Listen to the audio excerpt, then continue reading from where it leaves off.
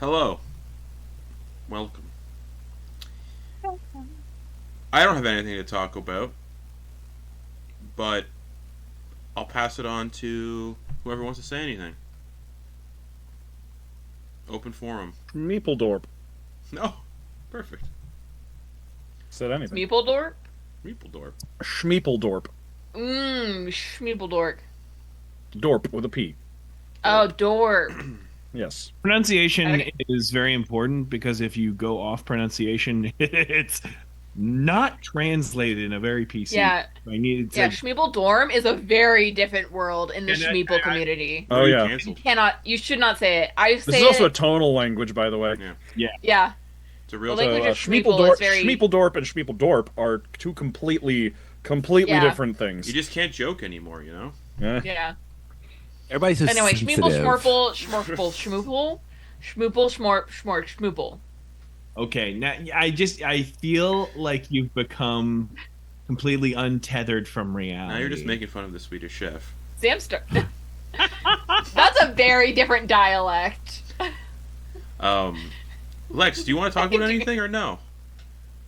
I don't know. What? Okay, cool. So, next week is it? No. April Are we doing 30th. it end of the month or beginning of the month? I don't know. End of April. It's gonna have another session with us. Hello, hi, hello, welcome. Perfect. I think. Okay, perfect. There you go. This is You're my welcome. cat. Nice. Anything else, Kate? I have a red bubble. If you want to support this Support. fine, beautiful lady, if you want to schmaborp this fine, beautiful lady. Whoa! Oh, oh my God. Whoa. I said schmaborp, not schmaborp, okay? Okay. All right. Sorry, I misheard Oh. you. Okay. Yeah. Works both ways. If you want to support that fine young lady, you can check out my Redbubble at redbubble/shop/KR Theater. Yeah. Yeah. Hell yeah. All right. Last we left off, your horse died. And you began harvesting said horse. Abraham ate the brain. As No. you do. Yeah, you got to. And as you were all dealing with the horse, something loud was moving through the forest, saying, "You smell familiar," as a mutated dragon-like Burgomaster Reinhardt emerged, fixated on Samira, accusing her of being his killer. And thus you fought the beast. Just managed to kill it, and in a act of weird dragon magic, the dragon's body froze into a solid block of ice, which was quickly desecrated with urine and knives, and was named Dumb Shit's Respite. Urine and knives. Oh yeah. Later that night, Samira apologized to Crearyn for their past tensions, and while It resting, was genuine. okay, and experienced a vision through the hive mind that you focused on. Samira saw clones of herself and Sumaji trapped in tanks, watched over by a white female dragonborn-ish, and felt drawn to Kaltorrak Manor for answers. The next morning, you all traveled to Forodorn, reported to Carver. After presenting evidence of a connection between Kaltorrak Manor and the Vanguard headquarters, you were tasked with infiltrating the manor, eliminating threats, and burning it down if needed. With no time for backup or permission, you agreed and officially named yourselves the Lunartics. And informed Leonard, the ogre barkeep, he informed you of recent encounters with these half-giant shape-changers, and you clarified that these shape-changers were allies of the Silent Wolf, and were allies of you all, and anyone against the Ram Dominion. Leonard agreed to relay this to Carver. You all claimed rooms at the tavern and continued preparations, while Tero amusingly collected spiders into his armor, as you all prepare for the day ahead of you. It is still early, but here you are. It is noon, you are in Forodorn, and the day is yours. So I need to gather supplies, I guess, if that seems like the most opportune thing to do. You think we can Fine. grab another horse and cart? Possibly? while We're we're in going to be town. traveling by road. I mean, there's the path through the forest. We can at least take it as far as Neldwyn. And then what? Do we kill our horse? Sell it if I will say a Send it a back. wagon and a horse won't get you too far in the forest. Oh wait, no, Mm. no, don't you remember my friend said we could get a ride. you mean the tree spiders? Yeah, yeah, and remember we were yeah, he like got down and was like, "Come to me, my babies," and then like one of the giant tree spiders came Oh, down yeah. and stuck its head through the window, and freaked everybody out, and he was just like, "No, come back later." I thought it was threatening to eat everybody. No, it was just saying that he would give us a ride. They're very friendly. Huh. Alright. Ooh. This tickles. Is your armor tickling you? Oh, it's full of spiders. Oh! Okay. Is that comfortable? Mm-hmm. I mean, if you don't hate it. Plus, I could do this. I just Tarzan's gonna whisper down onto his body, "All spiders to my shoulders." And they just like swarm to the shoulders. You have spider shoulder pads now. Yeah, just like an army of spiders, just like on his shoulders. See? Is it bad that I have a strange... Is it bad that I have a strange urge to pick him up in a cup and take him outside? Yes, they're mine. Everyone back inside. Flee, flee! They Please, scream my back. pretties! They Fly, scream you back fool. down. Just imagine, like, it won't work on everyone, but there's definitely a subset of people that like would be serious threats for us to deal with. That would still be really freaked out if Tero just like pointed at them and went, "Get them!" And then just like hundreds of spiders Yeah. started swarming all over them. Or they hit you, and then you're like one of those mama spiders where you hit them with a broom, and then just spiders. All of the baby spiders swarm out. Oh, yeah. Some I mean, Those are that good sounds videos. like that absolutely sounds like a social interaction. Yes. Whenever we try to distract the next fucking worms, we'll send Tero in with his spider army. He gets arrested. Get them. The spiders just swarm out over the guards as they're arresting him. It's that that one Spider-Man comic where he claims that's one of his powers. Oh, yeah. It's like a bank robber has got a hostage and he just gets down, puts his hands on the floor, like, "What are you doing?" He's like, "I'm summoning the spiders." They're like, "What?" He's like, "I'm called Spider-Man, aren't I? I can summon spiders." He's like, "Oh, what the no, I'm not dealing with that." No, fuck that shit. Ugh. Now I have the sudden urge to modify this armor to let you do web slinging. Da-da-da, da-da-da. He's got to get a rope of climbing. Yeah. The one that can just like attach onto things when you Or- launch it at it. You get two of them. Get a spell scroll. Yes, get and a then rope be able to trick cast spell. web at will. Yeah. So what are y'all doing?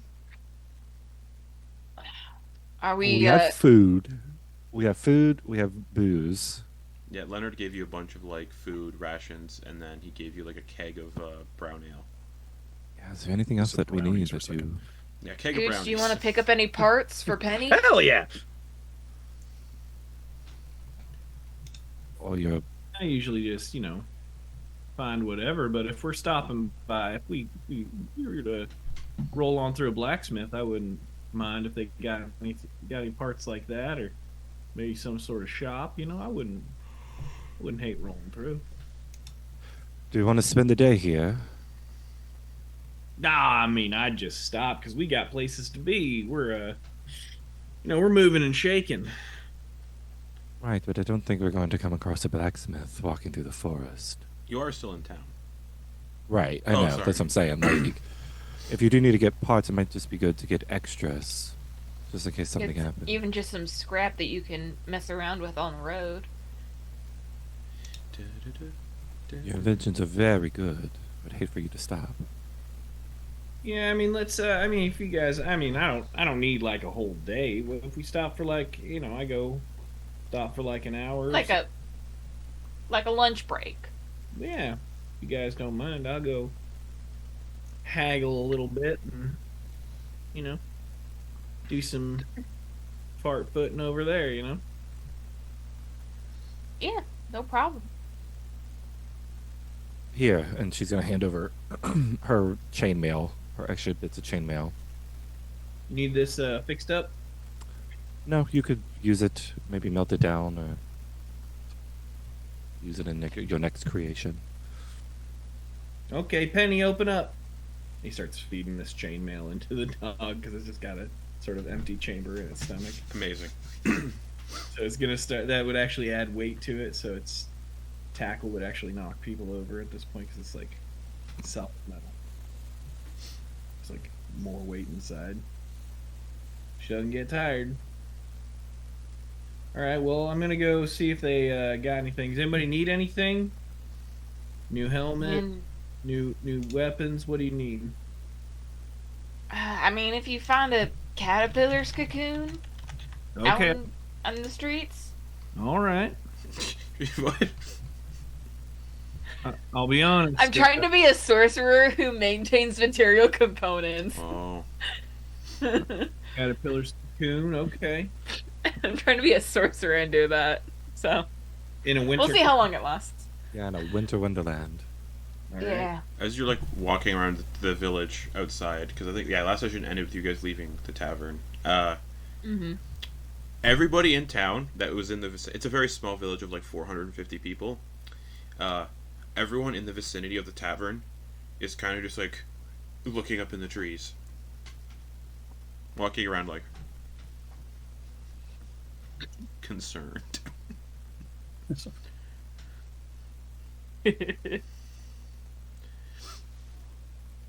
Don't worry, folks. It was a friend of the forest, that's all. Okay.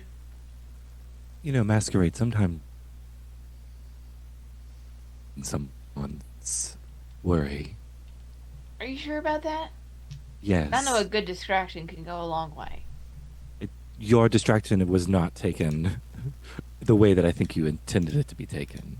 Or sometimes I just need a little straight talk. Maybe I could try Exactly. Hey, folks, you don't need to worry, because as long as you've been here, they've been here. So, like, it's already a thing you dealt with. It's like, getting scared of your pants being wet when you're already in the water. As long as you respect them, they'll respect you. Alright? And also, maybe always, walk around in pairs. Okay. Charmers. Charmers, the lot of us. That's all I have to say. I don't see you trying to help. I'm Listen- not trying to help.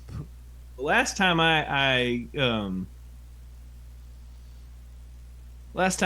been working on my speech craft. I feel like, maybe I could, talk to people, jaw with them, that's what I'm feeling that. So No, you did great. There's like an old man on a rocking chair on his porch, just going back and forth. Yeah, so the last time they took my sheep. Rode and sheep left behind. Oh. All right. Well, Did you- we'll get so you to your blacksmith. yeah, We don't alright. die at a blacksmith. We got little beyond general supplies and goods harvested from the wilderness. Yeah. Where's the closest blacksmith? Hungar? Well, Oh, bless. Do you have anywhere we can get, like, patents or ball bearings? Oh, of or course. Come inside. anything metal? Yeah, come inside. All right. Go ahead. He gets it from this human's probably like pushing 95, late 90s maybe. Just gets up and is just like slowly moving towards the door, opens it up. Come inside. I don't bite. All right.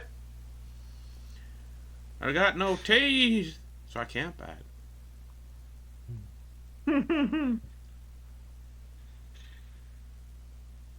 What are you waiting for? Nothing. I'm right on in, right behind you. Your friends aren't doing well. Oh, there comes one. I'm gonna stay right out here. I enjoy the cold. Shoot yourself. Who all goes inside with this old man? I'm gonna yeah. go in. Okay. You all, the three of you step inside. Yeah, I'll say Abe stays outside too. And you all, the rest of you kind of go in. He closes the door behind you all. It's just like a dimly lit shack. Alright, so. Want metal? Yeah, man. If you got any scraps, any pieces, it's something I use to keep this here this old gal running. Oh, that's Give a fancy. little penny. Do you care where it came from?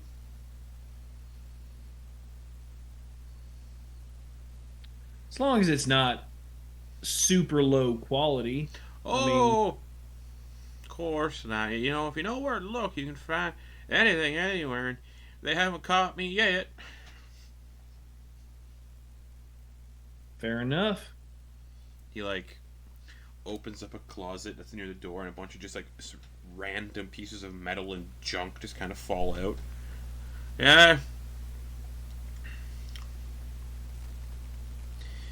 You can see what looks like a set of like metal dentures. Oh, here you go. Hands you the set of metal dentures. Don't know if those are going to help at all, but you know, teeth. You never know when you're going to need teeth. Yeah.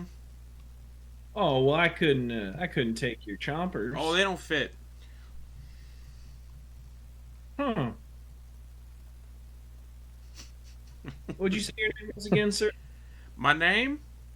Yeah, your name. Job. Job? Job. Job, yeah. Yeah. From the damn. From. Yep. I got this. And he lifts up this like spherical lead ball that's about the size of a basketball. Got this from a ship cannon. And pure lead. You know, Mm-hmm. lead's not bad for you. It's good for you. It really strengthens your immune system. And oh, perfect! I've been looking for this forever. Wow, I'll keep that for myself. He just like puts like a iron bar in his pocket. And are you looking for anything specific? There's a lot of junk here to dig through, and well. Well, yeah. I mean, I'd like to make sure I give you something in trade, and he's got those dentures, and he starts manipulating them. I forget how long Magic Tinkerer takes. I think it's like a minute. Like a minute. Okay. Yeah, if you'll just convene here with my associate Masquerade, I'm gonna be. I'll make sure that we give you a fair payment, sir. And I start. Of course. Tinkering with the teeth, getting them a little smaller size and imbuing them. This guy's very bald. He's got like a strand of hair, one piece of hair that kind of comes out from the top of his scalp and kind of droops down like this. His nose looks like it's been broken like 8 or 10 times. He's got no teeth. His ears are like big, like really big ears with like drooping earlobes. Got the old like turkey neck that really, really old people get. And his bottom lip is basically touching the bottom of his nose. Big old bulging eyes that are yellowed in places. He's wearing like these really shitty like patchwork overalls, but nothing else underneath the overalls. So, hello. Hi there. Do you by any chance have any unbroken caterpillar cocoons around? Yeah. Anything in one piece still? Yeah. Come in the basement. You know what? Do I have I'll to go. come with you? Let's go. Yeah, I just want to show you what I got down there. And he opens up a trap door. Don't worry, I don't bite. I just show the gum. Oh, okay. All right. So I actually Okay, sure. I made you something. It Oh, might help you. appreciate Uh, it. Do you have more trouble seeing or more trouble talking with friends? Oh. Well, I don't got any friends. They all died. So, probably seeing. All right. And then the Unless you one- count the friends in my mind that I talk to occasionally. They come visit from time to time. He makes one smaller twist adjustment, and now these teeth are glow in the dark Oh. vampire You teeth. just So you can, and then they've got like a, so it's, Oh. and they're a little sharper for. Well, thank you kindly. Oh, Everything. you know, Take whatever you need. well, yeah, one good turn deserves another. Let's go I'm downstairs. tired of sucking down soup. Yeah, I gotta say, man cannot subsist on soup alone. No, especially around here. All right. well, if you got rice and beans in the soup, that's a whole protein meal. Where am I gonna get rice and beans? Man, True. Gotta use like Don't wood grow pulp, and mushrooms you can find that grow in this cold. Sometimes you get lucky and the mushrooms grow in the outhouse, and that's fine. But yeah, this way. And he opens up a trap door to the cellar and goes walking down the steps using with his mouth open so it like shines light out so he can see where he's going. Now I can do it hands free. How Are much there are any- these? Oh, you found my backup wooden dentures. Oh no, he was the wait. Is this not the metal ones that he said Oh, don't fit him? he's wearing them now because. Oh, he's Scooch- those are the ones he took back. Oh, okay. Yeah, sure. You find another pair though. Oh, okay. Oh, those Okay. those are the ones I took from a dead guy. Ooh. Ooh. They're the finest copper. They taste. Yeah. Yeah. I thought that tasted familiar. Well, since you're all so friendly, you can have those for free. Oh, thank you. He, It's like they would be huge because he still has teeth, Yeah. so he's just got teeth on top of teeth. Uh-huh. if you want, Tero- I could take yours out and give you those ones, No, I like having a dull set. like a shark. I don't think that's how that works, Tero. He Working just fine. he leads you into the cellar, and there are like bugs everywhere. Like he's like it's like he's a bug farmer in a way. There's like cocoons and chrysalises all like hanging from the ceiling. There's like large tanks full of insects everywhere, and he's like, "Welcome to the farm." Oh, you got quite the collection here, sir. There's like a tank in the far corner just full of like centipedes. They got all kinds of bugs here. You know, I like bugs. They're my only friends. They talk to me sometimes in the dark. If you listen closely. Only in the dark? Oh, if you listen closely enough, you can hear their little voices. Going, I mean, Tero telling me talks to do spiders, untoward so. things. Like, oh, you see Have that? you ever? You see that person have you- over there? You should kill him. But I don't. You've never acted on those? No, I'm a grave robber. Mmm. I don't farm bugs. But yeah. This is Okay. he like Which ones tell you to kill people? only the centipedes, and I don't know why. But Oh, fascinating. listen, If only Flitz were here. listen closely, everyone. You can hear him speaking. We're gonna lean in. You just hear like the crickets in another case. Do you hear them? I do hear the song of their Schmeeple. Oh. Does he have spiders actually? Oh, he's probably got like a massive like tarantula in one like. Ooh. Is it still like pawing at the glass after Tero tried to summon all the small spiders? Yeah, or that was no. This one's too close. was a different building. This one's too far Too- away. Okay. Yeah, But- yeah. Tara's just gonna go up to that. You are. It starts speaking in spiders. You are delightful. Look at you. You're so handsome.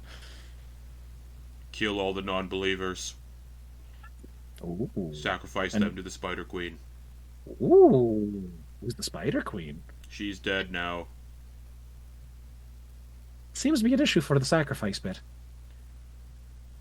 Take me, free me from this hell.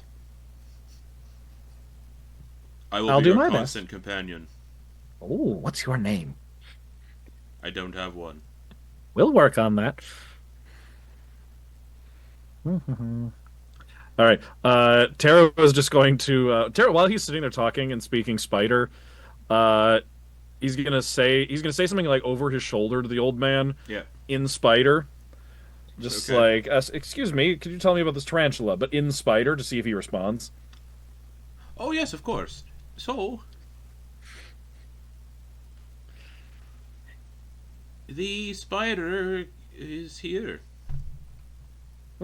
Fascinating.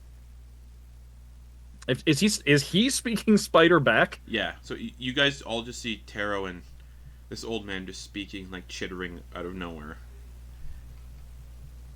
Where did you- Samira's... wait. Oh, sorry. Oh, God. Samira just starts wandering off, looking at the different cocoons Yeah. in the different cages. Where did you learn to speak the language? What language? The one we're speaking now. I don't know what you mean, friend. This comes naturally, I suppose. All right. Make me a perception check, Tero. You have advantage on Okay. this one. Advantage? Oh yeah. Okay. Perception. He's actually a million spiders in a trench coat. 15. It's funny you say that.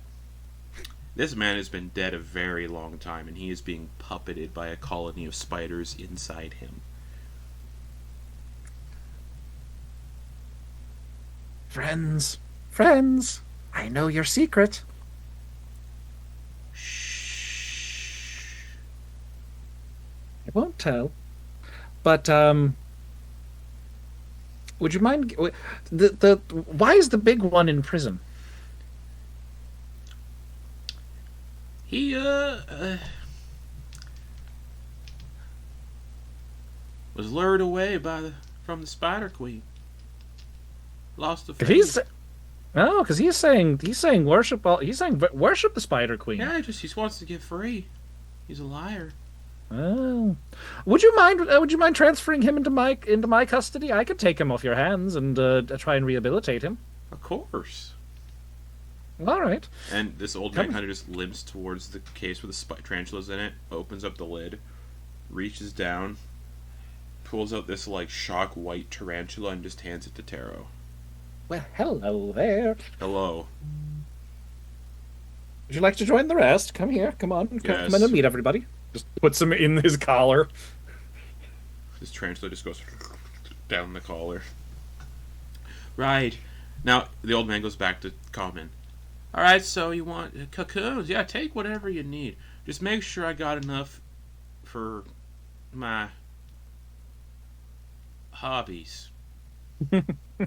Tero is really funny. It's actually a good thing I noticed this because my plan, when we went back upstairs, when I thought this was still just an old man who farmed insects, was going to be Tero was going to lag behind and be the last one to leave, and then he was just going to whisper into his collar, "Feed my children," and then just release them into the basement to eat everything like locusts on a field, and then come back to him. But since it's other spiders eating, he's like, never mind. Actually, this is your farm. This is your food. Job, the old man, is going to approach Samira. He's going to pluck like a couple of like the cocoons off the ceiling. Gotta make sure I'm giving you good quality, and he just eats one. Yep, and hands you two of them. Thank you, Caleb. These are both good. Oh, of course, primo right. quality, top of the line, sourced locally. I mean, I watched you pick them out of the cage. Samira, does it matter if they come what from a caterpillar that's intended to be a moth or a caterpillar that's intended to be a butterfly? Does that matter? I Or just mean, the cocoonal state I regarding. think it's. I think just the cocoon, like, even if it hatches, I think the shell will still work. I think it's more of the symbology of the Oh, material yeah, component. Yeah, whatever kind of pupil stage you need, I got it. Just the cocoon is fine, thank you, sir. Perfect. You want anything for your friend outside? Hmm. Do you have any art supplies? And like paints? No. Actually, Got any brushes or sketchbooks? No. Even pieces of charcoal? No. DM, can I check and see how rare a bug they have? Because if I'm not mistaken, there were pigments that were used from, like, since you can't really, it's rare to find blue in nature. Yeah. So I'm wondering if there are any bugs in there that we could possibly. Make me an investigation, nature, or perception check. I'm gonna go with investigation. That's cool with you. Absolutely. And Shapoopy. Here we go. Oh, okay, 25. Yeah, he's got. I'm looking this up as we speak. He's got this one small tank full of cochineal insects, which are used to make blue dye. Yeah, their bodies are used to make a food colorant. Ooh. Sometimes we get cool colors in toothpaste. Isn't that fun, friends? Yeah. So, what'll it cost us to, acquire some of your, some of them blue critters you got there? Oh, like I said, whatever you want's good. You gave me teeth, now I can eat again. Well, okay. I mean, if we'll take, No more slurries for me. I think we'll take enough. We'll not. I would say we take enough to make like a thing of blue. Yeah. I think so. So probably whatever we could take to make about like 8 to 12 ounces of dye mixed with the pigment mixed with maybe a base something. Okay. So I don't know if it's the whole thing. I'm fine with that emotionally, Yeah, but if it's whatever, yeah, sure. Okay, man. Thank you. Of course, those ones don't taste so good, so you can have as many as you want. Oh, I didn't realize you were eating them. Okay, right on. Protein, whatnot. Of course, you gotta. Cool. We gotta eat as many. I gotta eat as many as I can. Well, all right. Hey, you just keep on keeping on there, man. And the rest of you notice that this man has not blinked the entire time you've been speaking to him. He hasn't breathed. He hasn't breathed. Once. Tero's just gonna whisper over. Don't forget, people breathe and they blink. The chest is supposed to rise and fall, and not that often. Not that often. Just watch when I do. Blink when I blink. I think as Samira realizes that he hasn't blinked or breathed, she realizes that she also has not blinked or breathed in this entire interaction. She's like, "Oh yeah." He's gonna look at Samira. Are you puppeted as well? What? Excuse me? Have a wonderful day, everybody. Enjoy your insects. And with that, you two turned into the Spider-Man meme in the basement. Come along, Bartholomew. All three of them. That's your name, by the way. Tero, Job, Samira is pointing. Wow. Wow, Scooch just goes, all right, well. Scooch is the bandit in the back of the truck. So like, just I've got my bugs now. I'm gonna, if you got he's gonna go, might grab a couple more pieces of scrap. I'm looking for longer, take all you need. I don't have any use for scrap metal. Yeah, just pieces. I just take the bodies, or I take what's on the bodies. Yeah, I'm looking to reinforce like an old blade, but something that can reinforce her rib cage and make that stronger and other things like that. You can easily find what you want in the scrap pile that came out of his closet. Yeah, I'll put like a couple pounds of scrap. Should we get another rope? Like another 50-foot rope or something? Do you have any rope? I got silk rope. Okay. I mean, silk is stronger. Silk is stronger than him. Yeah, of course. Looks over to Tero and then starts chittering again. Are these people trustworthy? They're not going to spread my secret around? Oh, no, I'll make sure of it. We're friendly. He kind of goes slack a little bit. You all can kind of see like little things crawling under the skin in places. Okay. Yeah. Be cool, everybody. Yep, that checks out. I'm totally fine. He kind of just drops to all fours, like he's being puppeted. Just the head like jolts upwards, and you can see like just spider silk slowly coming out of the mouth and forming into like a 50-foot rope of silk. Yeah, I was gonna say I start. Put his hands up like yarn and starts helping. Okay. Yep. This is a normal sort of. All right. And Oh, then it's just not. Stops and then jolts back upright. Uses the new teeth that he has to just clinch it off at the 50-foot mark. Okay. And masquerade. And then jolts back upright.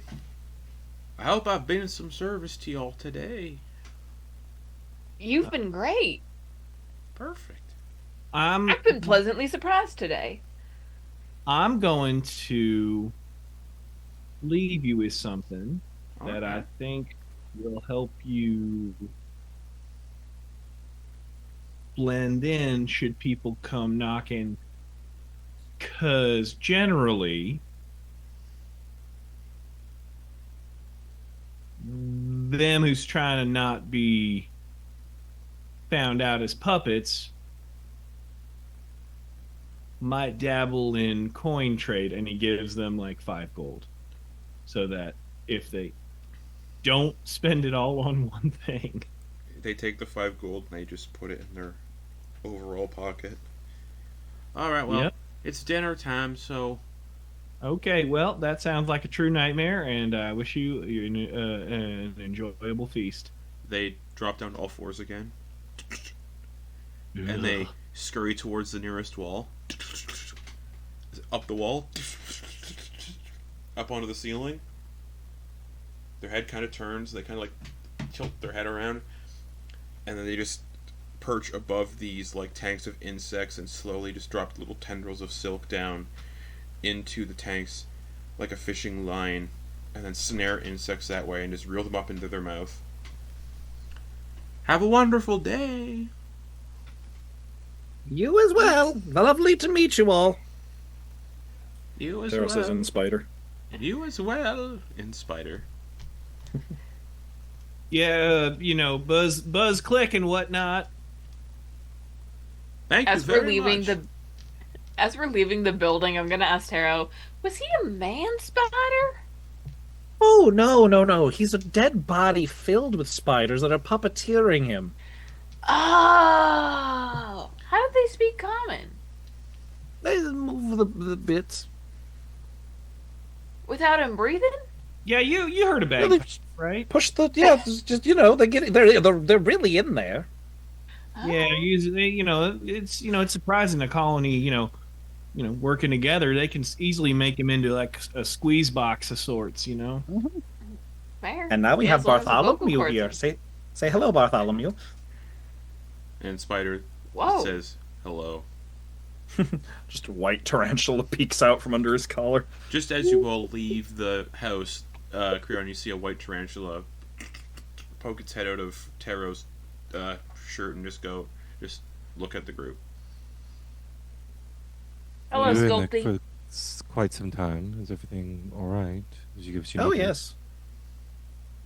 You made a friend. We made, I'd say, at least a colony of friends. Mm-hmm. I'd say that's not inaccurate.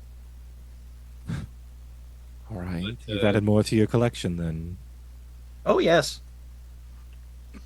Tero's friend list is quickly outgrowing his kill list.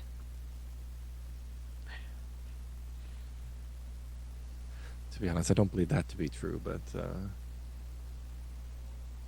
just my assumption. Alright. So we got everything we needed. I mean, as far as supplies go, I've got everything that I need, and also, I think, yep, I got Errol's good to go, Penny's good to go. Also, Errol's code name is Daryl.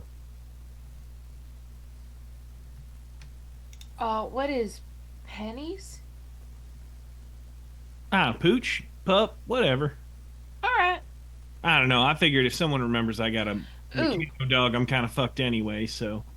Tero, does Bartholomew get a code name? Bartholomew is his code name. That's- Oh. Oh, damn, that's so much cooler. Shit, it makes Playing the long game. His real name is, and then he just says Bartholomew in Spider. I don't think I can pronounce that. Exactly. That's why the code name. Oh, alright. All right, let's maybe beat feet and get the fuck out of here, right? Yeah. May as well get started. We got a long trek ahead of us. All right. Start making. for- Basically, doubling back on our entire first trip together. Shit. Okay. All right. It is about a 6-day trek to the manor from here. Damn. So you begin making your way I know towards. you've seen the coastline before. We What's should that? make our way to the coast and walk around the edge. Not walking through the heart of the woods. Well, I also think, I mean, if we're going into the woods, we could get a ride, like we said. We could get a ride, like them that Oh are yeah, that's right. riding on our friend. We could all get a ride. All right. I mean, if you're not opposed. If we No, I completely forgot that was a thing. if we go through places we haven't been yet, we could find things we didn't know about. That's true, and we'll also, if we're hitching a ride, we'll be high above. Get a good vantage point. Tero, did they Definitely. explain to you how exactly this would work? Their traversing. What would work? Them carrying us. Oh no, not exactly, but I'm sure we can figure it out. We probably should get out of town though, because it seemed to make people uncomfortable. Right. As you're leaving, Do you we need to be hunting for them? Or at least keeping a lookout on stuff to feed them as a favor? Well, possibly yes. I mean, I fed the one that was guarding our camp. I fed the worms that were in the woods. But also Well, very that's good where at all finding that armor food. came from. Oh yes. Huh. Well, there were others in the woods, but that others decided to snack on. So by the time I actually got back to camp, only one of them was left. Could I make a small request? Mhm. On our travels to the manor, could we at least graze past Nelduin? I'm curious to what damages you truly did. We only a small section was actually blown up. But you mentioned that, but what exactly does that mean? Well, there were explosives planted in the ground, and when we left, No, oh my goodness, Samira, you take things so literally. Loosen up.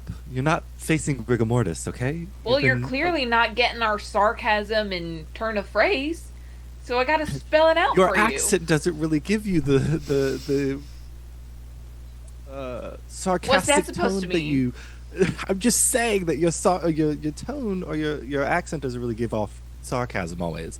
Whenever I said, like, what does it mean that you blew up half the city? Nelduin's not really a city. It was more of a, like, circular enclosure type situation. Well, then we blew up half the circular enclosure type situation. Now, you say that, but, like, what does that truly mean? I just want to see it. I get the feeling that you also don't believe in ghosts just because you can't see them. No, I've seen Ghost. I got a You've seen question. If you were like in a restaurant, I'm trying to make an analogy, and you like, I don't know. You say restroom. I said restaurant. Got Is it. it- did I So a pronounce- tavern. It's Sorry. usually what we call it. But this, See? You All see right. how that was a sarcastic joke and no one got it. right? No, I did not. That- What I got- exactly. Well, your accent doesn't incline you towards sarcastic remarks. and I thought it was it sounded it. All You right. can say it. No, I'm going to take a moment. No, say it. Say it what you mean. No, say the things. Say the thing, Blanche. Say it. They deserve it. Can we walk and talk while we do this? Yeah, of course we're walking and talking through the forest to ride, wood spiders, of course. But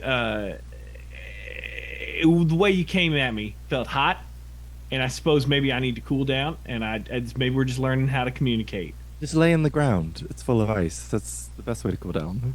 No, but you see, there you're like Again, that was a joke. it's like you're throwing more wood on the fire, and the fire is building I inside. prefer like oil to wood. I don't know why you keep going, because I've told you that this is where the water needs. Because once you start digging a hole, it's hard to stop. No, what you're doing is you're trying to dig up, and that But does. then you put your foot in your mouth and you start with one toe and the whole foot's in there. All right, this is truly maddening for me because I'm trying to get on your page with you. Once you start your journey, you can't stop. Are you broken? One foot Are you after broken? the other. Are you broken? No, I just don't want to have this conversation. Then Oh. stop talking. All I right, was trying to. No, you were not. You just had to have the last word. That's true. Sorry, Scooch. You may continue. You were making an analogy, and I didn't understand your analogy when you said you started in a restaurant. I tried to make a joke. I apologize. Was your analogy an inclination toward what was happening in Nelduin? Would that paint a better picture than what Samira's not doing? I was telling you like it is. Or was. We blew up half of it. Yeah. We blew up that is not the That's description. what happened. That is so not what I was looking for. Do you want a 1,000-page essay? No, I want to see it. What did they tell you? A portrait is worth 1,000 words? We can have Abe paint you a portrait. Sorry, BB. We can have BB paint you a portrait of what was left. You got a question? Hold on. Samira, do you not want to go? I mean, it would add days to our travel. Okay, that makes sense. I don't prefer to add days to our travel. Okay, that's a fair reason. And the sculptor. Do I slap an article on the front of that, or do you just sculptor work for you? Either way. Okay. You want to go? Is this a kind of? I'm trying to get a beat on you since we all started our association, and it feels like a middle manager move. If I'm being just putting the cards on the table, throwing it right out front, feels a little bit like we're getting some kind of assessment based on this. I feel like that's why you're pushing, but I'm only asking if that's why you're pushing. Is that to maybe assess the damage, or is it just pure? Maybe it's just a sense of FOMO. Maybe I've missed out on something that y'all did together, and maybe I just wanted to experience and see what it was. I mean, I got to see the events in the mines to a certain degree from the outside, all the way to Rungar, and then to the that grave, and then all that. It's so been exciting, and I'm just curious of what else you've done. I mean, you all started not in Nelduin, so if I could see the place that you started in, I heard there was... Actually, I didn't hear much about that, actually. I mean, Well, if it doesn't add too much time when we, are on our spider friends, I mean, I wouldn't mind at all. But I think that we're going to have... Now, Tero, you can correct me on this if I'm wrong. I feel like once we... I think the price of the fare as we ride will be a price that we pay in flesh. And I am assuming that they don't too kindly take to giving free rides. So as long as we keep them supplied with that sweet, sweet live meat that they so crave, we can get, pretty near anywhere we want to go. But I'm thinking that, we might want to consider the cost of such a ride, both in time and in, fresh, delicious eats. Well, I don't think they think about it in that sort of transactional mindset, really. Really? Are they just big old sweeties? Well, sort of, yes. I mean, they don't. They're giant spiders who sit in the woods and eat everything. They don't have a sense of commerce. Really? Oh, that's so nice to hear. I was worried they were gonna. I mean, I'm sorry. I didn't mean to get too transactional myself, but I don't ever want to be in anyone's pocket. Is all I'm saying, and I want to make sure everyone comes out square. Oh, no. Well, I think about it more. I mean, they're doing something nice for us. If we want to do something nice for them and make sure they're not hungry, or make sure they're not hungry, then that would be, a nice thing to do back. I was gonna say fair wage for fair work. That's what I was thinking.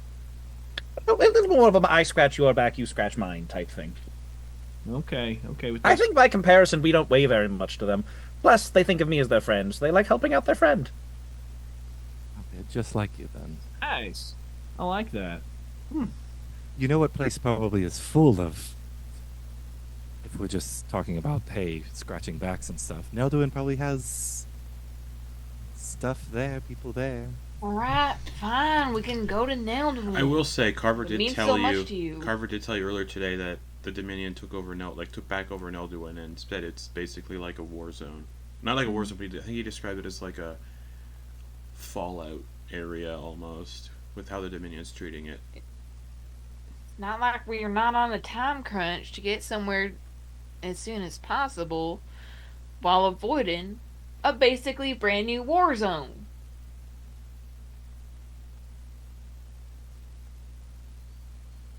So yeah, according to Carver, it's pretty messed up. So don't know. Doesn't seem like a must-see stop on our trip, but I also think it's important that everyone feel heard and respected. So We listen and we don't judge. Oh, that is so far from the truth with y'all. You Oh, no. especially. we're Oh, super. I don't judge. No. That's corrected myself. No, I was gonna say Tero's about the only one not judging. We are kind of catty. Yeah. We will get catty. I don't judge anyone. I will get down and dirty. You don't judge people on the long run, but there's an instinctual judgment that you pass. There's a scale that tips at the moment of an interaction. Well, judgment seems to imply thought. Yeah, but even the lack of thought takes some thought.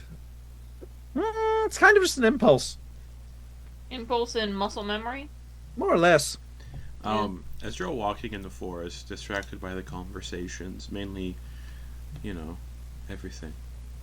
I would like everyone to make a survival check, please. Survival. I'm proficient in that. I'm not. 9. 3. 21. Okay. Abraham got a 13.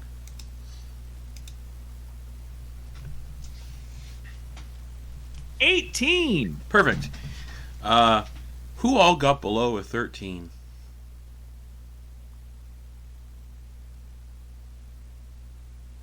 So Crearyn and Tero. Tero. You're all walking, distracted by the conversation, talking to one another. Everybody else is walking, and suddenly the rest of you realize Tero and Crearyn aren't following. Crearyn and Tero, the ground you're walking on got real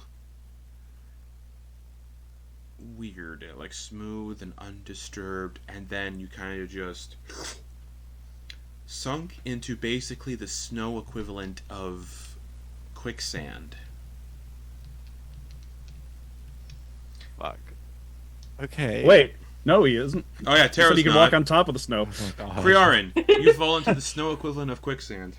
Tara's just standing next to Crearyn, just looking down. He's like, what are you doing? And Crearyn. another thing. Crearyn, you sink 2 feet Yes. as soon as you fall in. Okay. So that's about to like 5-5.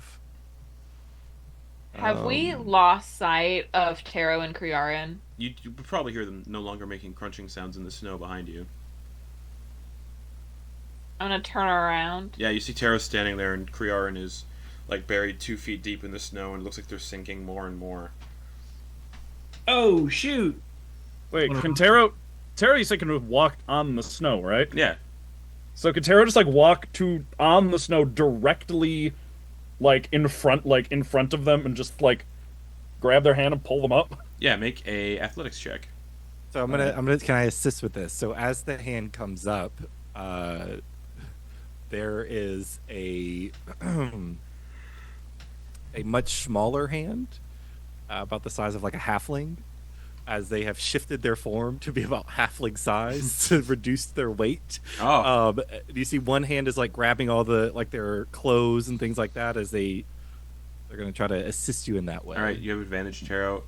If you Okay. fail, you get dragged in as well. Oh yeah. Cool.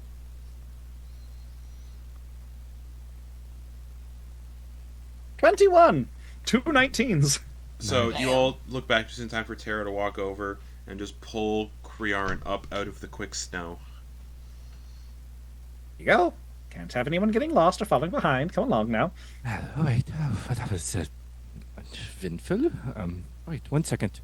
And she they bow down, and as they do, their form extends as they stand up. So it's that weird illusion of being really small and then like growing, kind of jostling their hair a bit. Okay, well, I think we need to be very curious about the ground we walk upon. You good? I mean, yeah, I didn't do it on purpose. No, I mean like overall, you're not hurt or anything. Oh, no. You're I mean, good? it's just, yeah, no, it's just no. That's when you see there's Alright. like a rotted human arm that's like wrapped around Crearyn's ankle. You got a friend there. Pry it off. Yeah, you're just holding this rotted arm before it goes to scratch you in the face. What the fuck is this dead shit? 6 to hit.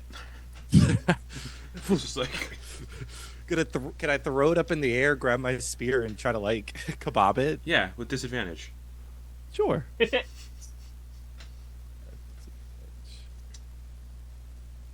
17. Oh yeah. Roll damage as you skewer this severed moving arm on the end of your spear. Oh my god. Yeah, poop damage. Oh. Oh, well, I rolled the wrong, but it doesn't matter. 5. It does not have a lot of hit points, so you skewer it on the end of your spear and it just goes limp. I'm gonna flick it onto the ground. And from the quick snow, you just hear, "Come in." I hate these wilds. I hate these wilds. I hate these wilds. Join us. Come in. Let's continue walking, please.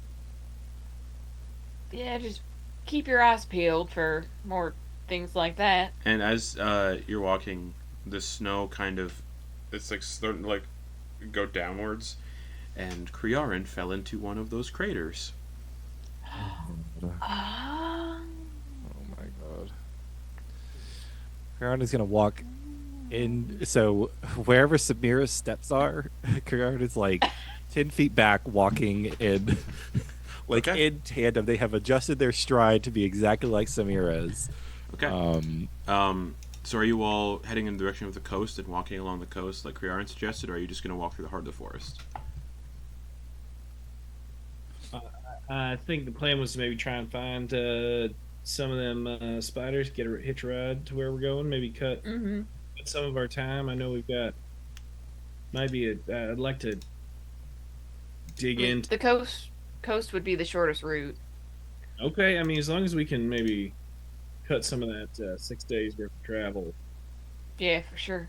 turn that into maybe a few less days. Alrighty. Yeah. Excuse me. Ugh, I could use a nap. He perches on top of Penny. Just... Perfect. Are we far enough away to call out for one of Tero's new friends? You're probably like a couple miles outside of town by this point. Yeah. So you're like just about to get into this hex over here. Tero, I think we're ready.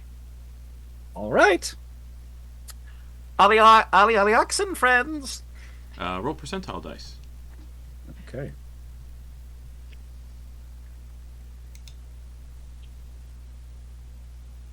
$98. Okay. 98 of these guys show up. The forest sounds go immediately silent as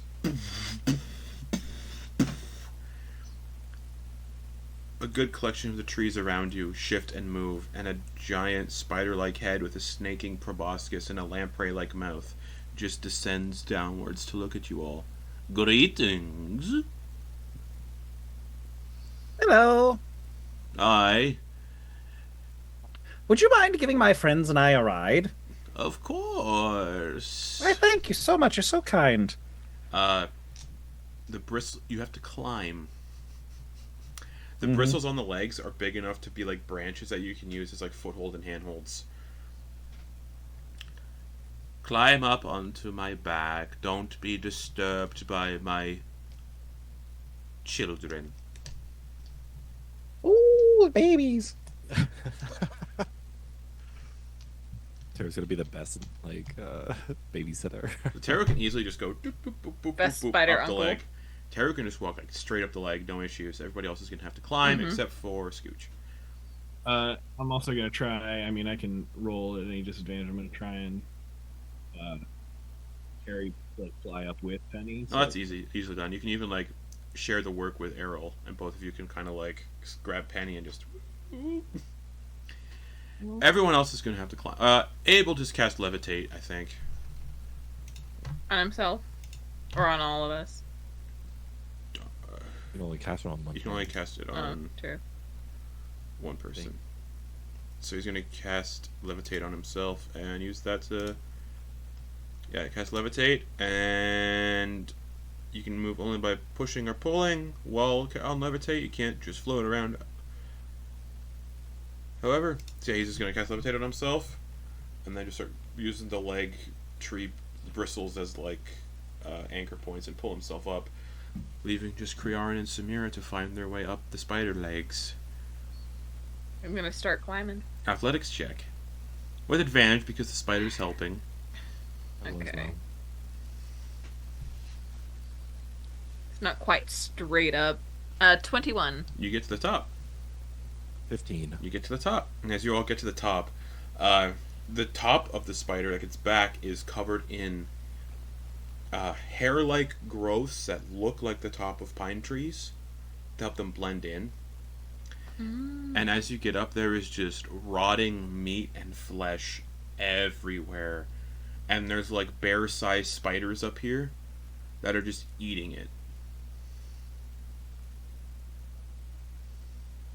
Hello.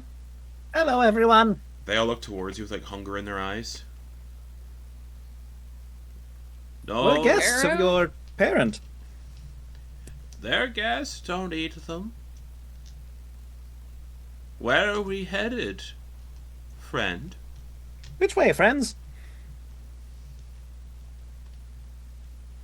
Toward the manor. Towards the north.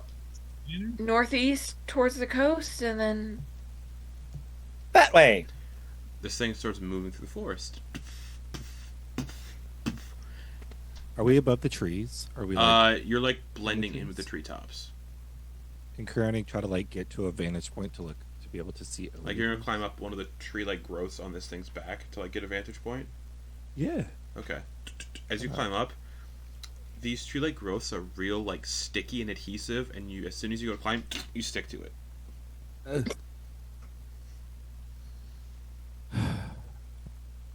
Hold on, let me get you free. Right. And one of like the long spider legs like reaches up and just pries you off with no real effort. And now you're just covered in this like sticky like residue.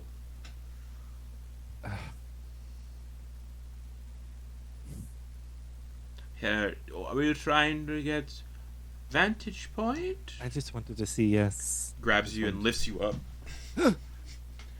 So now you're like 30 feet above the tree line. So you're probably like a total of like 100 or so feet in the air. Just.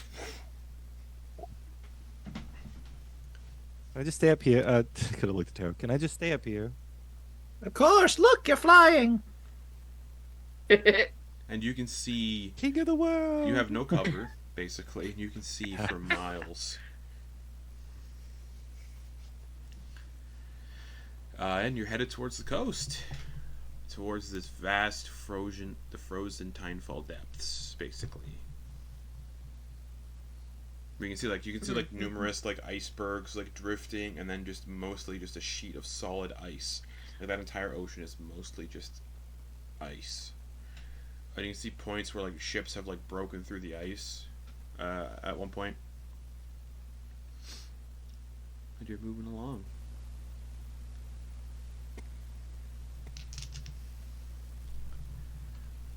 And this thing is so large, its like steps cover like large distances whenever it moves. You're getting like the full size of one of these things now, because you've only seen them blending in with the forest. These things are roughly like a couple 100 feet tall and a couple 100 feet long. They take up massive swaths of this forest. And judging by its back and its legs and just the shape of it and the look of it, yeah, they take up like entire football fields lengths of just forest, these things. And that's when you realize that when you're up here, Crearyn, with your vantage point, everyone else can kind of see this too on the back of this thing. Most of the trees in this forest are spiders and not actual trees.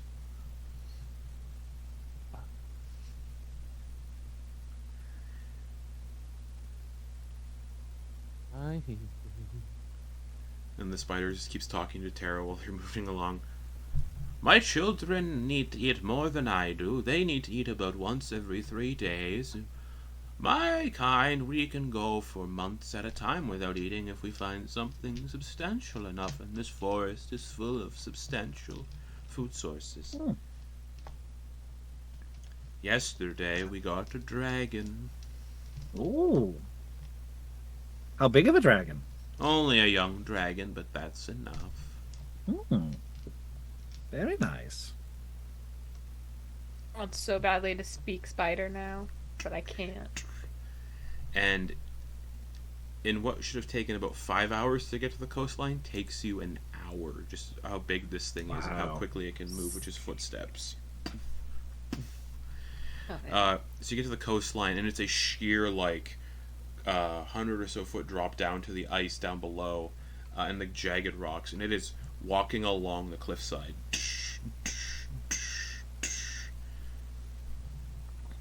And the cold, like, wind from the ocean is, like, blowing through the tree, like, bristles on this thing's back, and Crearyn is just getting blasted with, like, cold ocean air as you're, like, just lifted up above the tree line. Not near any sort of cover. Pat the. Once we get and it's that abrasive, gonna like pat the leg. Tero, please. Push higher. Tero!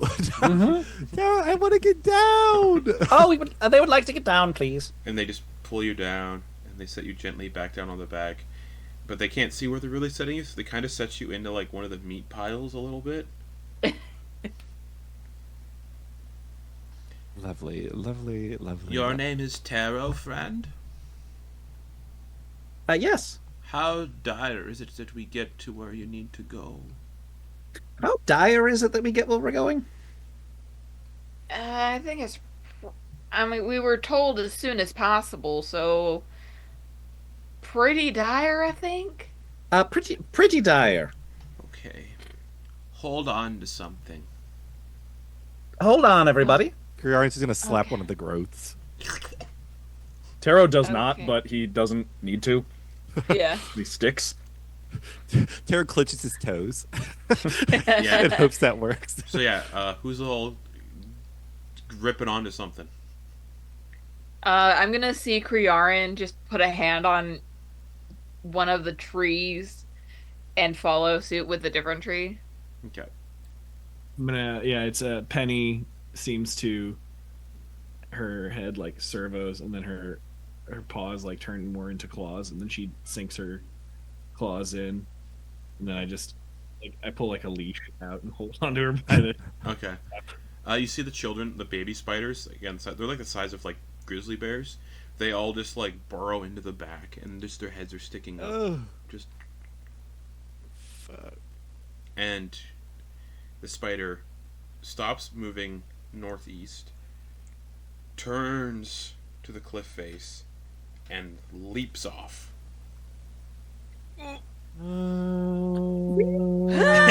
Plummets before these large membrane-like wings burst from its sides, and it begins to fly. I love all of our different reactions. Dragonfly Part 2! Fuck yeah! Tero's sitting here just like, I end the campaign now. I'm gonna rile up an army of these things and go march on the Rime King.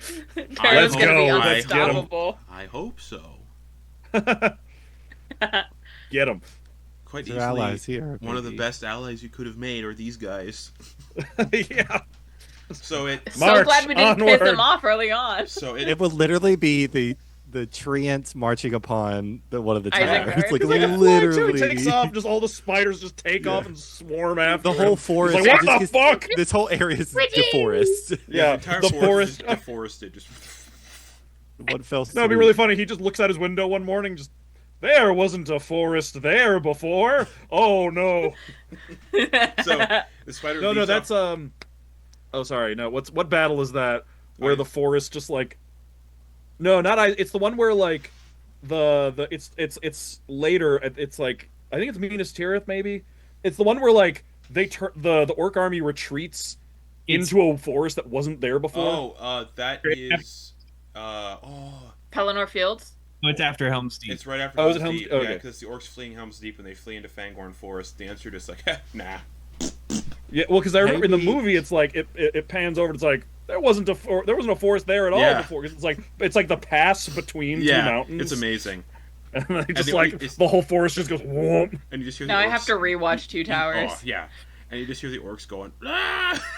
Mm-hmm. It's amazing. Yes, the spider leaps off this cliff face and just It waits till it gets to near the bottom of the cliff, to the bottom of the drop, before the wings just burst out, and then it catches an updrift and starts flying. Probably roughly the same speed, or even rivaling that of a dragon. Just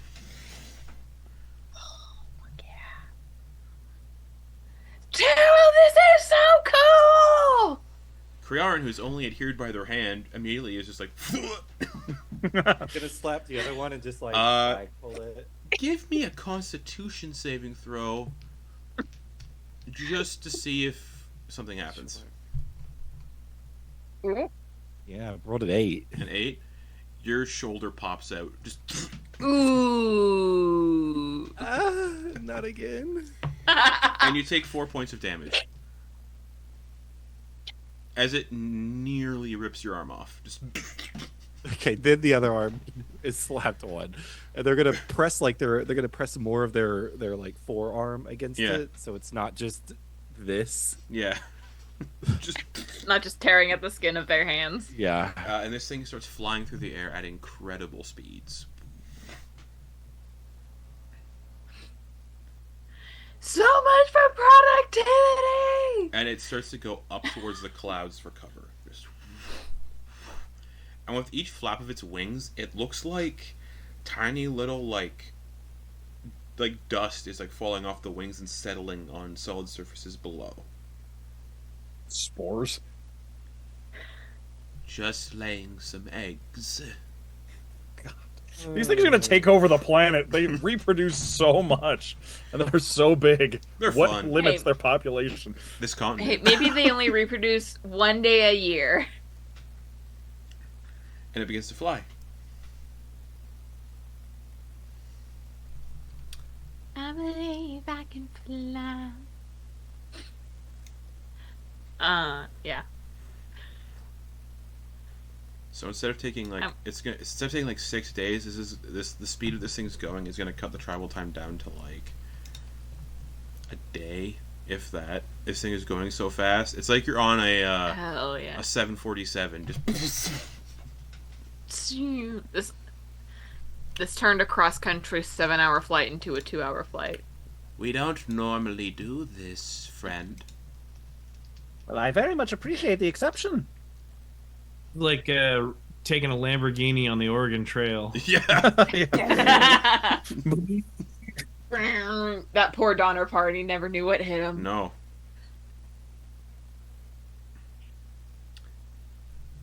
We're coming up on your destination. Where would you like me to land?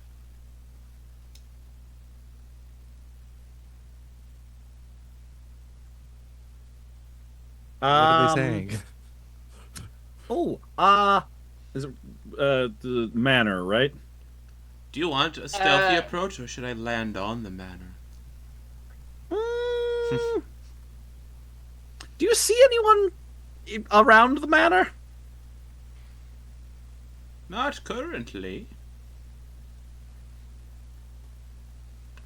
Um, And as it's like circling overhead, the manor is dilapidated as fuck. mhm. And then it's like, oh, torches! Maybe we'll take it stealthy. All right. Oh, first, Tero is going to. Okay. No. Okay. Give me just 1 second. He's gonna confer with the spiders in his armor currently. They're just it feels like you're interrupting like a bunch of spiders fanboying over what they're experiencing. Okay.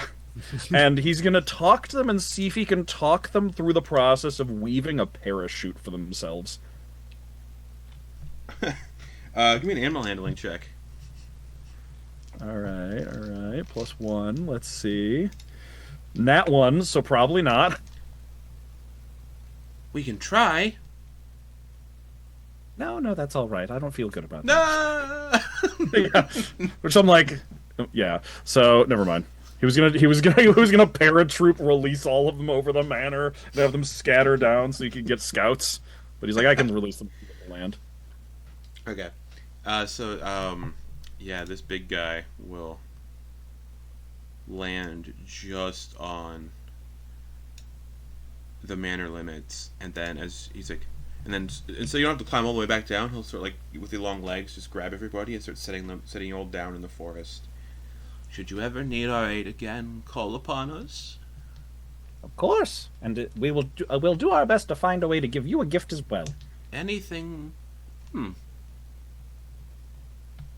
that helps destroy the Rime King's dominion is payment enough for us. We hate him too. Look at that. Perfect. Well, lovely to see you. They hate the Rime King too. And then it just freezes, where it kind of wanders away a little bit, and you see it stop moving and then plant itself Freeze. basically in the ground. Okay, Crearyn's gonna walk over to one of those trees, and their hand begins to glow with divine light, and they're gonna re-socket their fucking shoulder and do a full lay on hands on themselves. Okay. So where we're all standing, Nestled snug in a dense patch of the forest is a looming manor estate, now abandoned and in disrepair and neglect. From here, because you're kind of just on like the tree line of the property, long icicles hang from the eaves, and the windows are covered in frost with faint, flickering light coming from behind a few of them. A coach house on the edge of the property has collapsed and is filled with the ruins of carriages and stagecoaches, as well as the remains of a few horses that you can kind of see through the collapsed walls. Like super picked clean, like really, really old. And you can see the light of 2 torches can be seen as 2 worms are on patrol around the exterior of the property. And the entire property is surrounded by a low, crumbling stone wall. So they're patrolling on the opposite side of this wall, and they're patrolling the property. You guys are maybe like 30 or 40 feet away from this crumbling stone wall in the forest still. And as you've gone further north now, this region of the forest is the most dense, and such, the light doesn't get through here much, so it is quite dark here. Like if you're walking through like a really dense forest during the day, and the sun can't really get through the canopy, so there's a lot of like shade and shadows and darkness. But you have arrived at Kaltorrak Manor with the aid of your spider friends.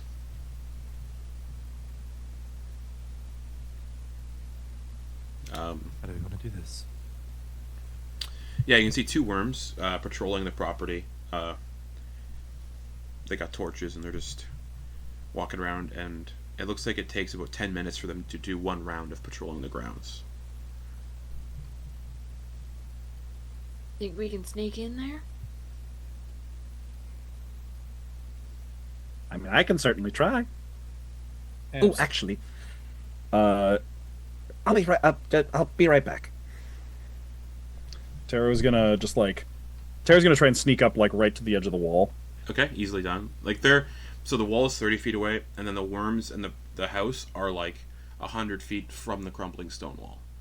Oh, okay, okay. So you've got the crumbling stone wall, you've got the stage, you've got the coach house, you can see a greenhouse on the opposite end of the property, there's like a stable, all kind of near this crumbling stone wall, and like what used to be like a gate to get into the property that's kind of just fallen away and eroded with time. Mm-hmm. So there's a few buildings that are kind of around the exterior of the property, and then there's the manor house which is sat kind of in the center of the property.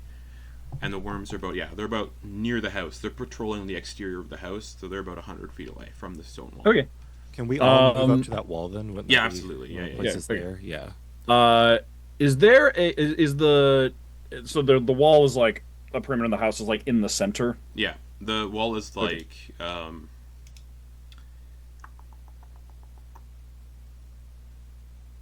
yeah. Oh,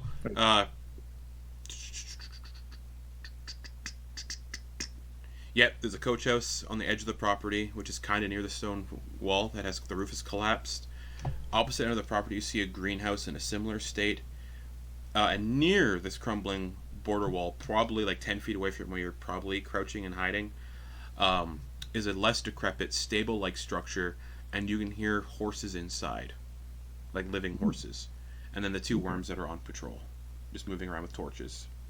Okay, but it's like the wall forms like a perimeter, and everything is more or less in the center of that. Like nothing's up against the wall. The stable house would be up against the wall. Oh, okay. Tara's gonna suggest If we move over to the stable, we can cover inside the wall. Okay.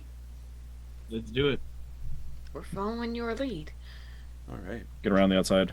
What Tara would like to do when he gets to the wall on the outside of the stable. Yeah, and I'll say the wall is probably like it's crumbling. So at one point it was like 10 feet tall. Now it's like 5 or 6. Okay, so it's easy to just like climb right over. Yeah. Okay, so we're gonna go. What Taro's gonna do is on the other side of the wall, so it's like here. Yeah. He's just gonna place his hands on the wall. Yeah.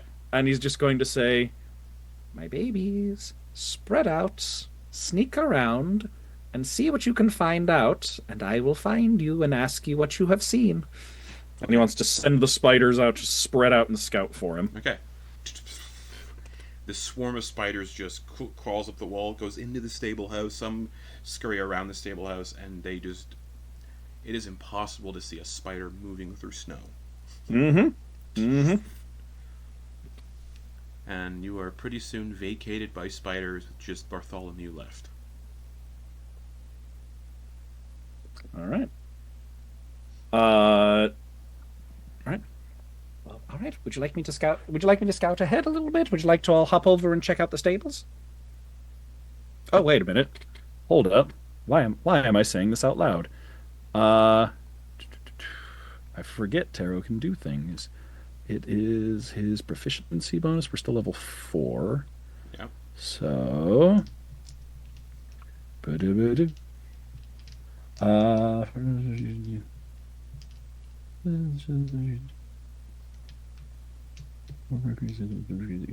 bonus. Okay. Proficiency bonus is 2, so 1, 2. Tero's gonna choose Scooch and Samira, and is going to establish Psychic Whisper so he can speak into their minds. Okay. We can talk quietly. Perfect. Would you like me to do some scouting, or would you all like to hop over into the stables? I think we can maybe, if you say it's clear for us to get into the stables, I think we can use the stables as a launch point for the rest of our scouting. Because I think we got about 10 minutes till they come back around. Yeah, you anyway. see the worms kind of they're patrolling the manor in a counterclockwise motion, so you see them disappear around the right side of the manor. Oh. Okay. Stealth checks, everybody. Can I be using Gust to kind of blow the light powdery snow over our tracks as we go by? Does it have vocal components? It does, but I have Subtle Spell. Perfect. So you can. I rolled Alright. another nat 1. Oh, Tero, no! Does that give us advantage, though? no.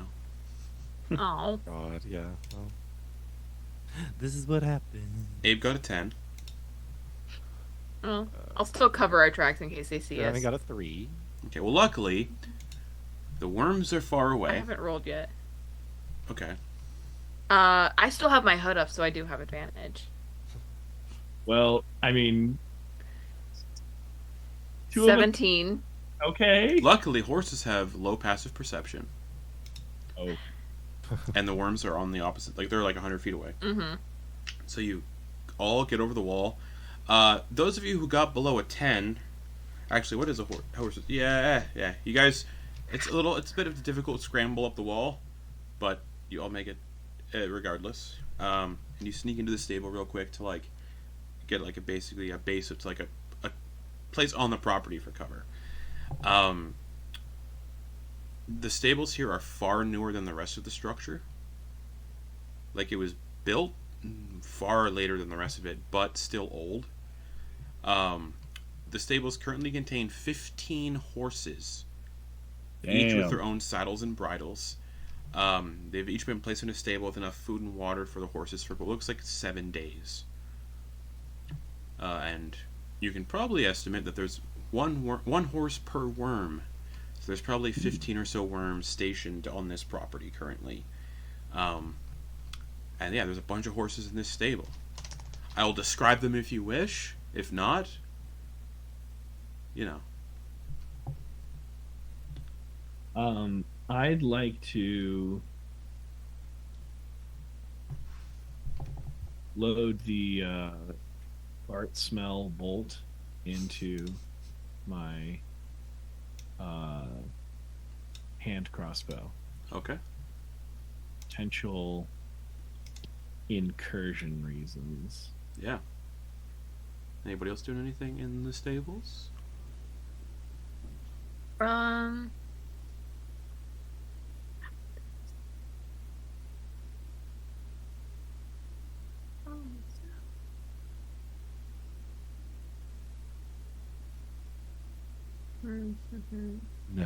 Nothing. Yeah, I don't think so. Okay. So you're in the stables currently. The next closest building from the stables would be the coach house, which is pretty close by, down like a small little path that's been like shoveled so they can move down and just patrol the property easier. And then you got the greenhouse on the opposite other side of the wall across from the stables. And then you have the manor house, which is now probably like 70, 80 feet away. Most of the windows look like they've been boarded up.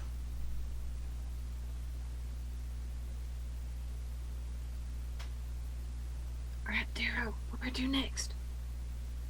Well, we could always try and make a ruckus in here and see. Oh, well, we could always try and make a ruckus in here and see if we could lure a few over and kill them in the stables.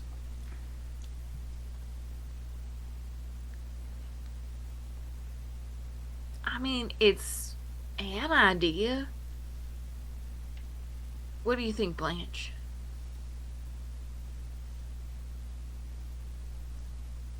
I think anything we can do to thin numbers is a good thing. Hey, Sculptor, how do you feel about possibly drawing a small group of them over to us and dealing with them here?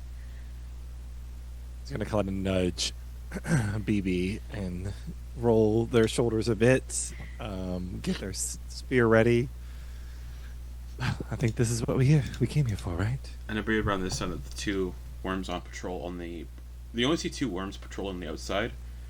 You haven't really seen how many are inside or like where they are positioned inside, but you can see the two start to round the left side of the banner and are about to pass by the coach house, which is about 30 feet away from the stables. Hey, Tero. Mm-hmm.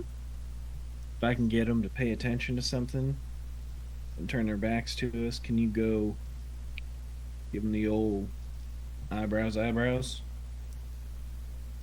Yeah.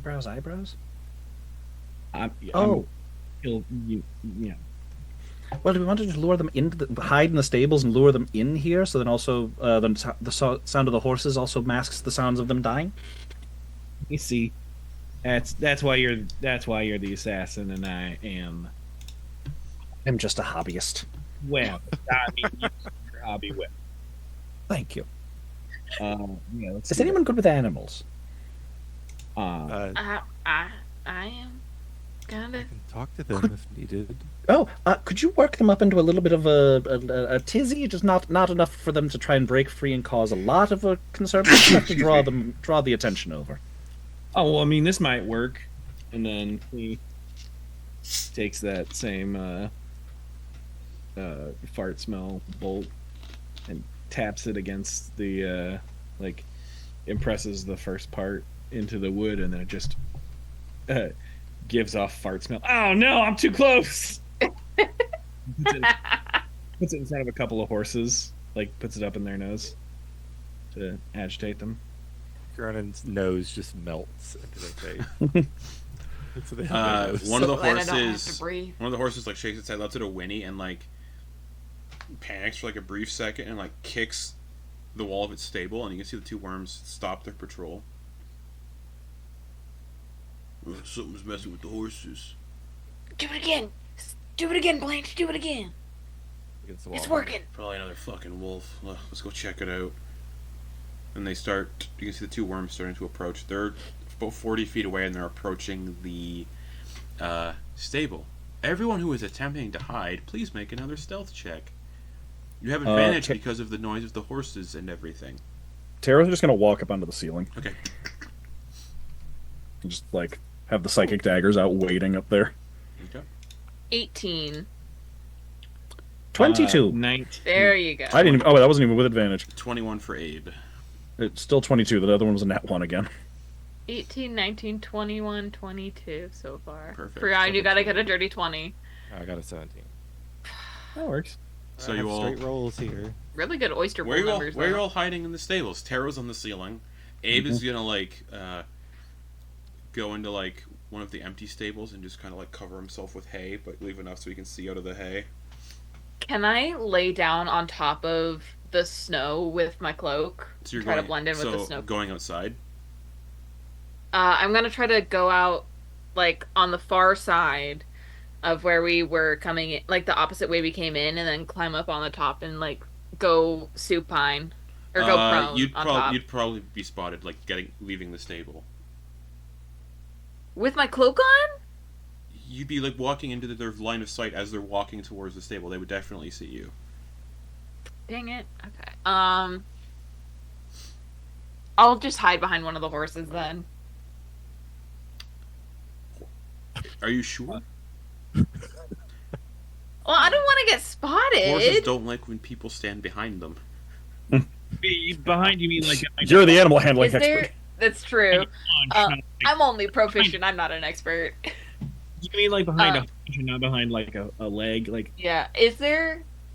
Doesn't have to be like a back, like out the back of the stable, There's like a big door that they use like a back window. There's like a big door they use to get the horses up, but there's probably no like windows. And the stable, the majority of the stable is inside, and the door is on the interior of the wall. Yeah. Okay.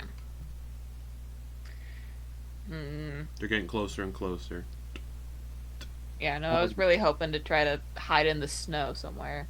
oh, that's great. It's like run it.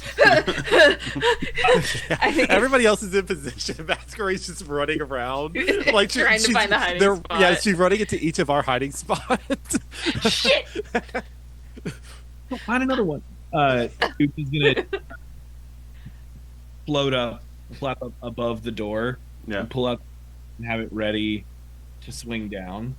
When they Okay. come in, swing. So not too high up, but like The enough hammer? up. Yeah. So the hammer that I have. It does make the sound of a lightning strike when it hits.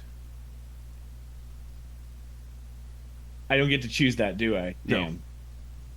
So knowing that, he looks at it, puts it back. It would definitely put the horses in a frenzy. And...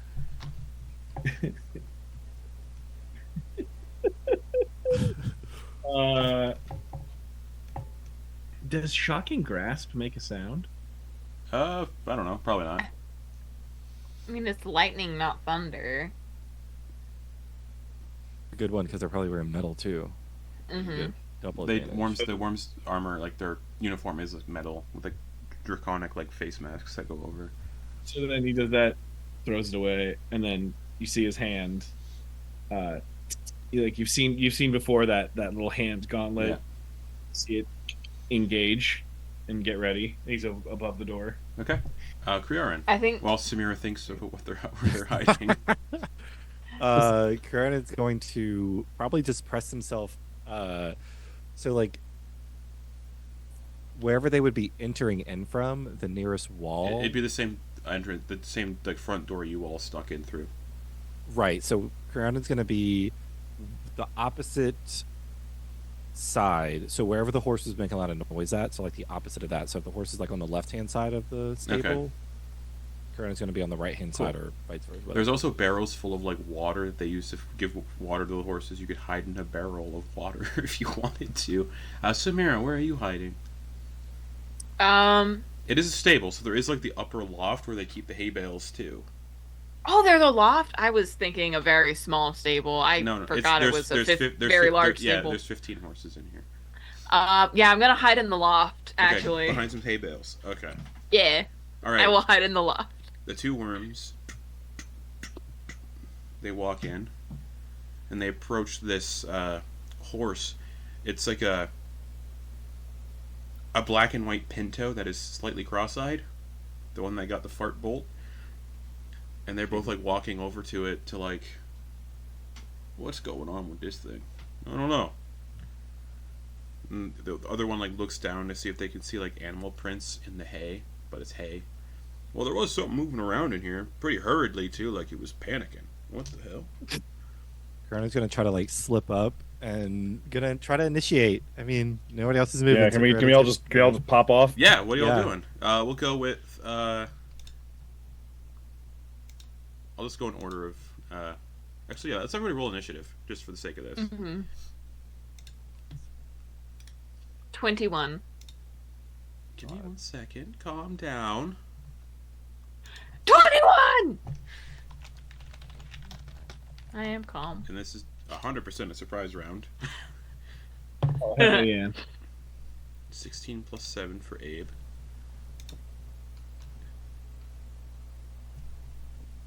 $22 for Abe. The X was my dump stat. Crearyn, what'd you get? 8. It's garbage. Yeah. Scooch, what'd you get? 9. Hell yeah. Garbage. Tero, what'd you get? 14. Garbage. Okay. Better. So this is surprise rounds. You all get, you guys get a surprise round.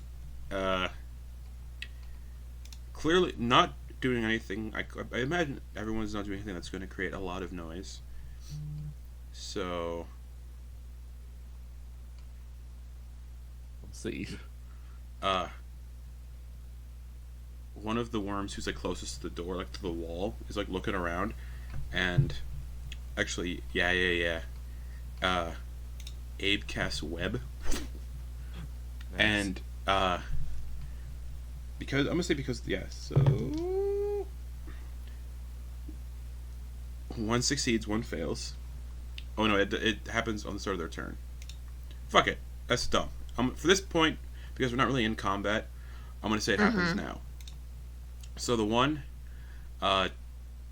just like avoids not getting hit by the web, but the other one, who's kind of like looking down at the ground, doesn't see the web coming, and he gets hit by the web and is like pushed up against the wall and like restrained by webbing up against the wall. That's Abe's turn. He's gonna do that as an action.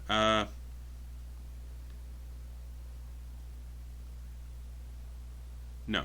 Bonus action, he's gonna telekinetic shove the other one who avoided the web and push them into the web. Nice. Yeah. Smart. Right. For a 7 for a strength save, so that guy gets pushed into the web and fails. So the web splatters up against the wall and pins one of them up against the wall, and then the other one doesn't get hit, but then gets pushed into the web and is like stuck to the surface of the web. That's Abe's turn, bringing us to Samira. You're up in the loft. Were the stable doors closed when we got in? Like the big ones? Yeah, the big ones, or were that they used to let were the fully horses open? out? Those are closed. Are they open now? No. No. Okay, not okay. Great.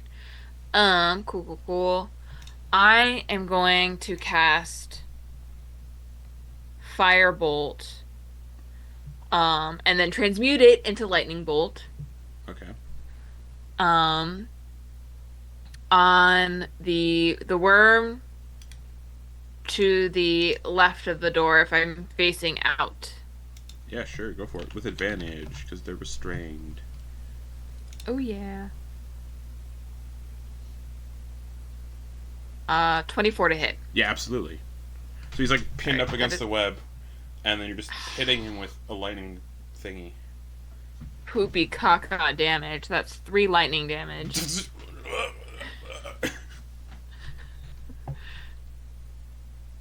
Just like shaking and convulsing from the lightning. Anything else? Is it a bonus action to do meta magic? Meta magic is a special action, so Cool. It's whenever, depending on which one, it's whenever you cast a spell, you can apply. I think you can also stack some of them. But yeah. Alrighty, Tero. Yeah. You're up on the ceiling. Okay. Both of them are now stuck in the webs, and one is being like slowly electrocuted. All right. Let's start with that one. Tero's gonna just walk down the wall, stand like on the wall, like basically. If the guy's up against the wall like this, Tero is like a foot on either side of his head.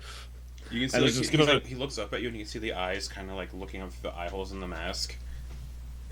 And Tero's just gonna come down with a stab, like on top of his head. Well, more into his face, really. Yeah, perfect. Yeah. Go for it. With advantage, because he is restrained from Abraham's web. And we were hidden. Also that. Mm-hmm. Wow. 13 to hit. Oof. That hits. Oh, sweet. Okay. So, these ones aren't like fully decked out in their standard armor because they're just like patrolling the house. They weren't expecting to get Assassin's people Creed to show today. up and just are going in the middle of fucking Let's nowhere. See. 9 plus sneak attack. Hell yeah. Is another 2, so 11. And sure, let's add a cruelty die on top of that. You don't need to, but you should go ahead. Oh, okay. Well, do I not? You don't need to. Oh, okay. All right. How do you kill this worm as you just walk down the wall? Yeah, just walk down the wall, lean down, and just stab him right through the face with the psychic blade. So it's just like it just goes through the helmet into his brain, and then just yanks it. Or no, not into the brain. Sorry, he goes a little. He stabs through the nose down into the throat. Perfect. So he's being electrocuted by the lightning bolt, and then just suddenly goes limp. And then with my bonus action, I'm gonna jam the offhand one into the neck of the one next to him. Yeah, this is the guy that got pushed into the webs, so he's not like fully like covered in web. He's just like stuck on it from his back. He's like, so same thing. Still restrained. Rogus restrained, Yes, tased, and then hacked. That's much better. That's a 24 to hit. Absolutely. Okay, and I think the offhand is a D4. Yes, okay, D4 instead of a D6. No sneak attack on this one, so that is going to be 6 points of psychic damage. Okay. This one I will add the cruelty die on, actually. Okay. For another 4 for 10 points of damage. How do you kill this one? Tero just walks down the wall. Hello.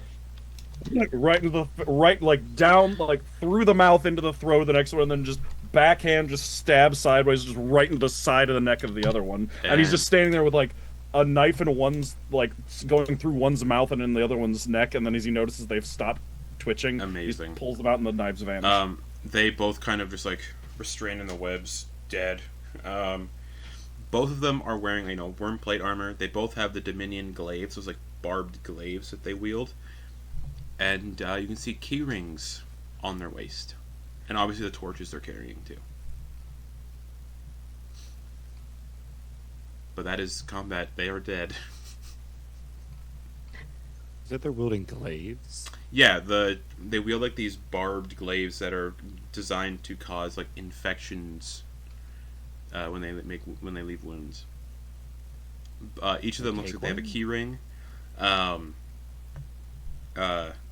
coin purse, the glaive, and then the worm armor that they're wearing, and then the torch. Can I take one of the glaives?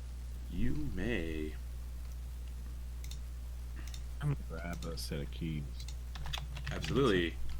Got a set of keys. There's a big old key ring with a bunch of keys on it. I'm gonna grab the other set of keys and start taking their coin purses. Okay, each of them have 15 gold pieces. I think Everyone, I'm gonna pass out 6 gold pieces Sure. to everyone. I added the glaive to your equipment, Crearyn. It's called a Dominion glaive. I think we might be able to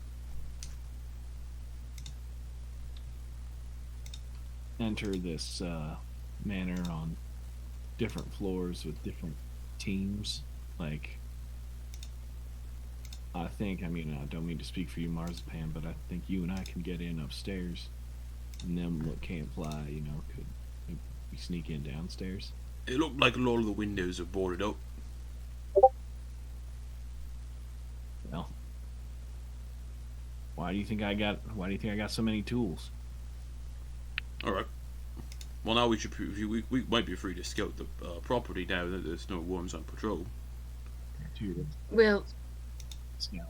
Are you saying, Mass? well, Blanche and Marzipan, you guys could maybe start on the higher floor since you can climb walls and you can fly, and then the rest of us can start on the ground floor. Meet in the middle. Yeah, it's kind of what I was kind of thinking that. All right. What do you think, Marzi?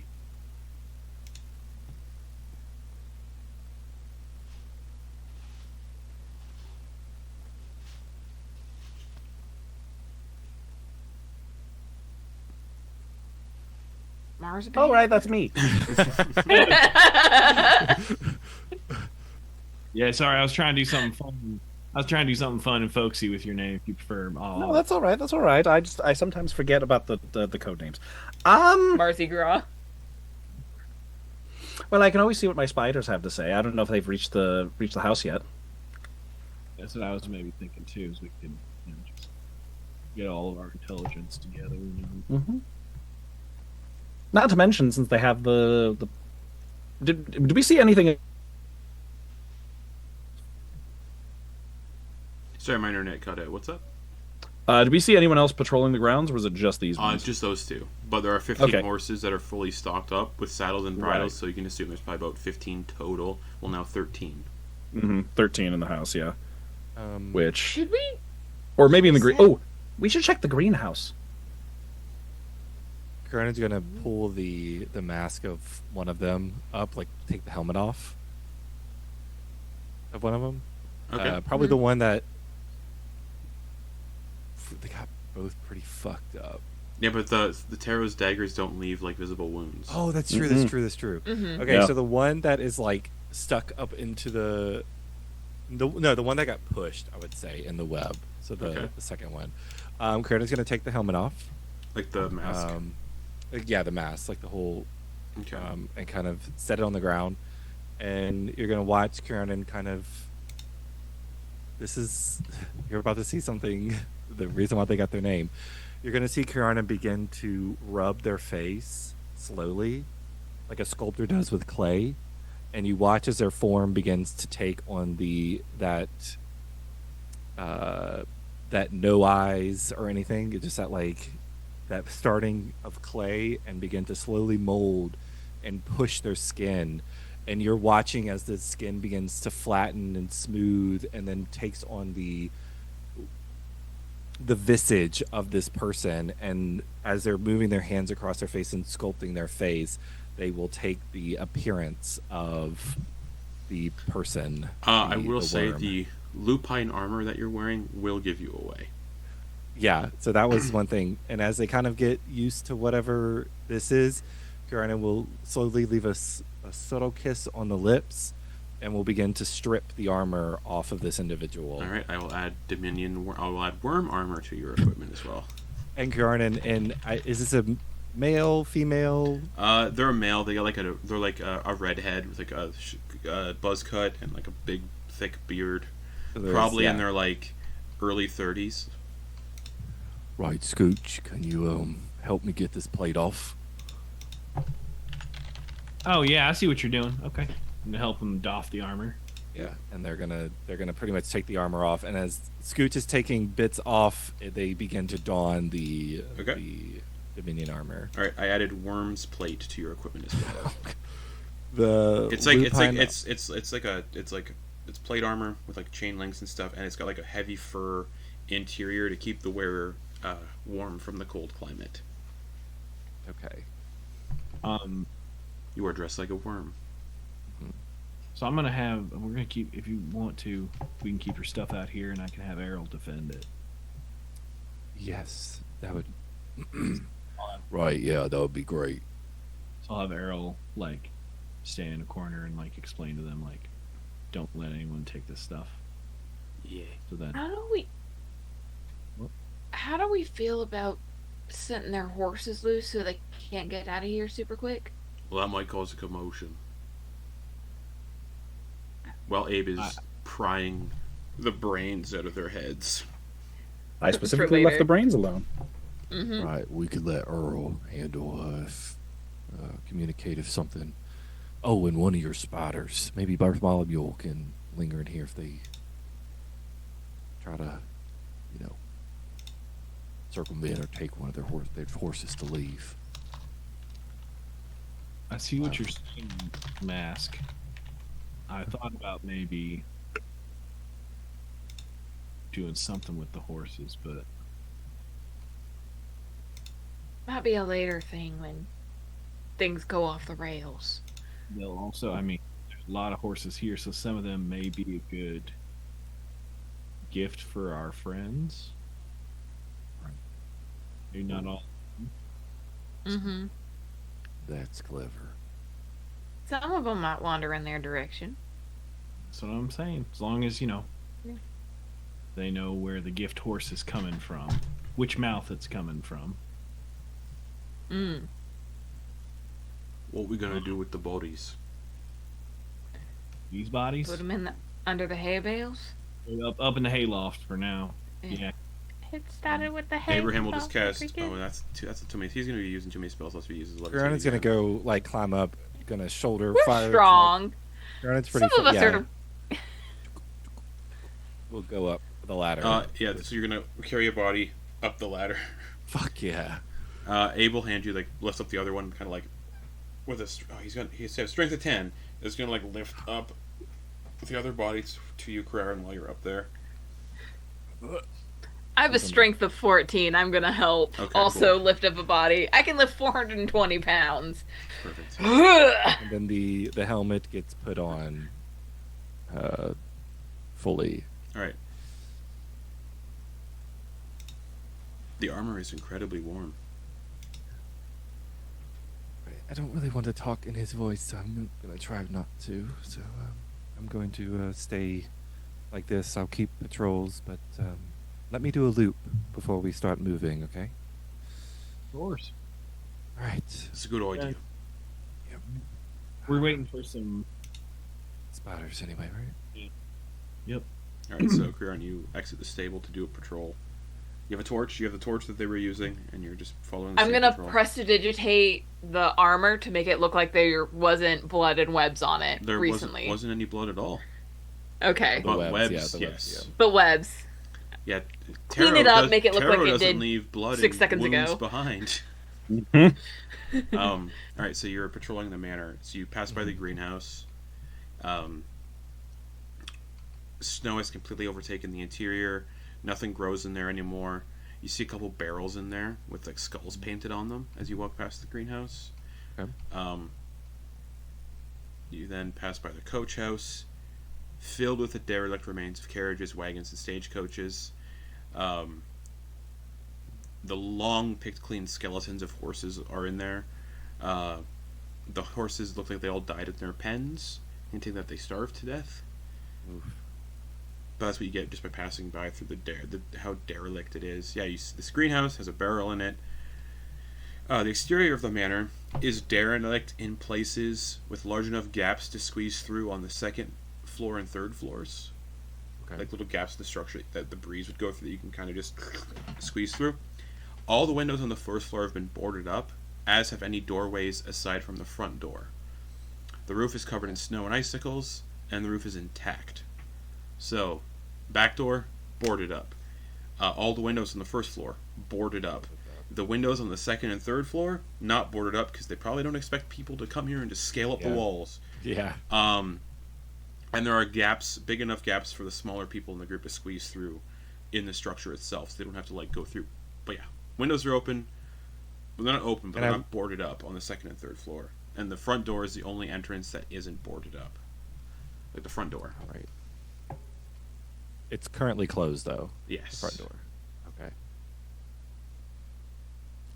You can see a couple spiders just scurrying along the structure in places. In and out of the structure. Yeah, Tero's gonna go over to one of those and whisper to us. All right, what did y'all find on the inside? Actually, he's actually gonna first go. All right, I need y'all to talk to each other and find out what you all heard, and then come back and report back to me. Okay. That's not gonna go wrong. Spider telephone. Well, if each one of them instead of just telephoning, just if that one just kind of gets reports and then I came comes to back. the second floor. I was on this floor. Yeah. Yeah. I was on this floor, I saw this. I was on this floor, I saw this. Instead of having all of them come back to Tero. Roll a general perception check for the spiders. Okay, what's the perception? Should I just roll a d20 and... Yeah, roll a d20 and then I'll pull up the spider and go from there. Oh, I actually have spiders. I just put Bartholomew the Tarantula on my character sheet just so I would have it, to remind myself I have him. Looks like plus 0. Okay. Let's go. 11. 11. Right down the middle. So you're hiding out in the stables. Eventually the spiders slowly return. Probably around the same time Crearyn, are you doing anything else while you're patrolling or no? I don't want to risk getting caught in this moment because we don't know what they sound like, and Yeah. Crearyn was just making up a voice. So once they kind of get the view of the building, they're going to head back. Okay. I guess if they're still So you all there. see Crearyn return, as do the spiders, and they tell you, Tero, Saw quite a bit of people inside. Not not like 5 or 6 people, kind of just walking around. Windows are boarded up on the first floor. Second and third floors are completely penetrable. Gaps in the structure. A lot of rooms. But we couldn't really find anything of interest. Just lots of people in there. They said 5 or 6 total? That they could see, yeah. They can see, okay. Tero will relay all this. So we've got 2 here that are accounted for, 5 or 6. That leaves us with like 9 or 10 unaccounted for. And then Crearyn returns. Tero will... All right, they said there's 5 or 6 they could find in the house. That leaves 9 or 10 unaccounted for. I'm going to assume there's a basement that they didn't get to. I think we should check out the greenhouse so we can sort of close everything in, because if we raise the alarm in the house and there's any in the greenhouse, they'll come at us from behind. So we just kind of clip things off. In the greenhouse on my patrol. I didn't see any in the greenhouse on my patrol. Oh. There Yeah, you was just painted skulls. Yeah, you saw a barrel with like a skull painted on it. A barrel with one skull painted on it. Was there a particular color? It was like a dark brown barrel with like a white skull painted on it. Oh, okay. It just looked like a really pristine. Like a skull and crossbones. Oh, on the barrel. On the barrel, yeah. I was thinking you were talking about. Okay, I get it.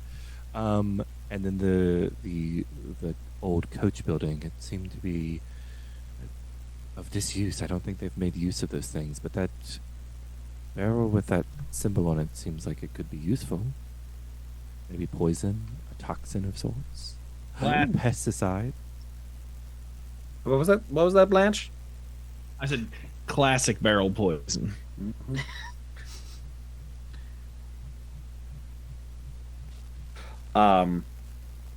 Another fun option could be that I could try to draw more of them out of the house and we could ambush them. Can I get out of this armor first? Oh, certainly, Taking yes. off the minion armor. And Or we could start sneaking through the house and start assassinating them one at a time. That also works. Do you think we could do something where some of you go into the upper floors and then us come in from the bottom floors and just kind of... Well, we don't want to split up. You only want to split up if you have the numbers. It's valid. That's a good point. Going over the numbers again, I thought we were looking at like 15. So Yes. we got 2 of them. We got 6 of them. About 6 left, unaccounted for. 5 or 6, and then there's 5 or 6 left. Damn. Maybe they're all taking naps upstairs.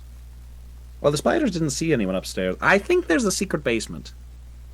Okay. Yeah, and if we don't want to get trapped between them, if they got guys in the basement.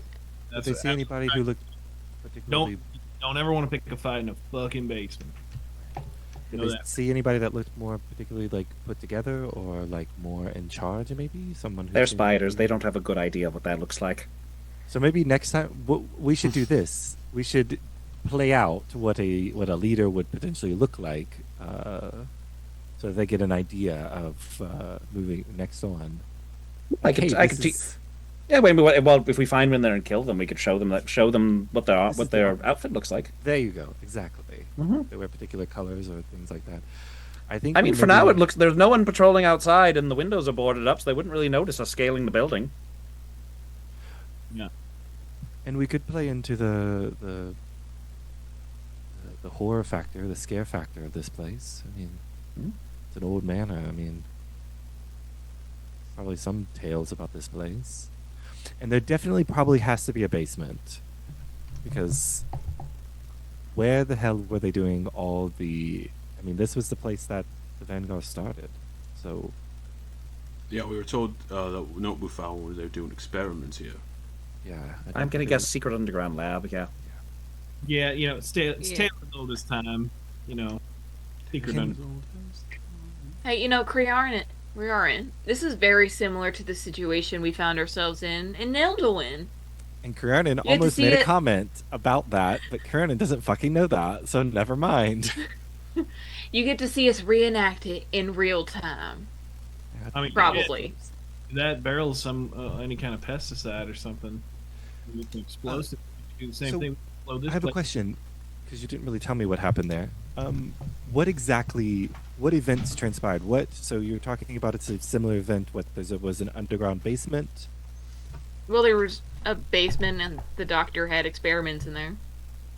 And we blew it up. So you blew it up. Did you blow it up and then leave out the way that you came? Oh, no, there was a secret passage. Okay, perfect. Secret passage. Tero, That's maybe not you to can... guarantee that this manor has its own secret passage. But why wouldn't you think to look for one? Why would you have a one-way in and out of an underground place like that? Different architects, for one thing. Did you look for one when you were patrolling the building? No, because I didn't. I just wanted to get a scope at the place. I really just wanted to get a look at the building. Oh. I was thinking Tero could send their spiders out to see if maybe at the greenhouse. Maybe that's the. I will say with an 11, the spiders did not find any secret entrances. Yeah, that makes sense. Okay. I mean, I think we just climb the building, go top down, and start killing. I mean, these two were barely any effort, honestly. I kind of agree with you there. I do think one. I think the others, y'all are a lot quieter than I am. I think if you actually moved and did the climbing, and then I stayed out in the front, and then I barreled through the front door as y'all came through the back door, splitting us 4-1 is all right. Because I'm going to stop them from leaving, or if I see them fleeing into other places. You sure? Yeah, that's what I'm built to do. Alright. Your funeral. So you said you're gonna stay out here and stop them from leaving, or stay on the first floor? So once y'all get in, sorry,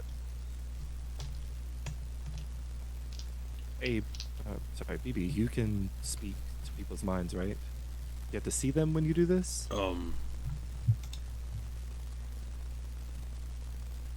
just feel my consciousness.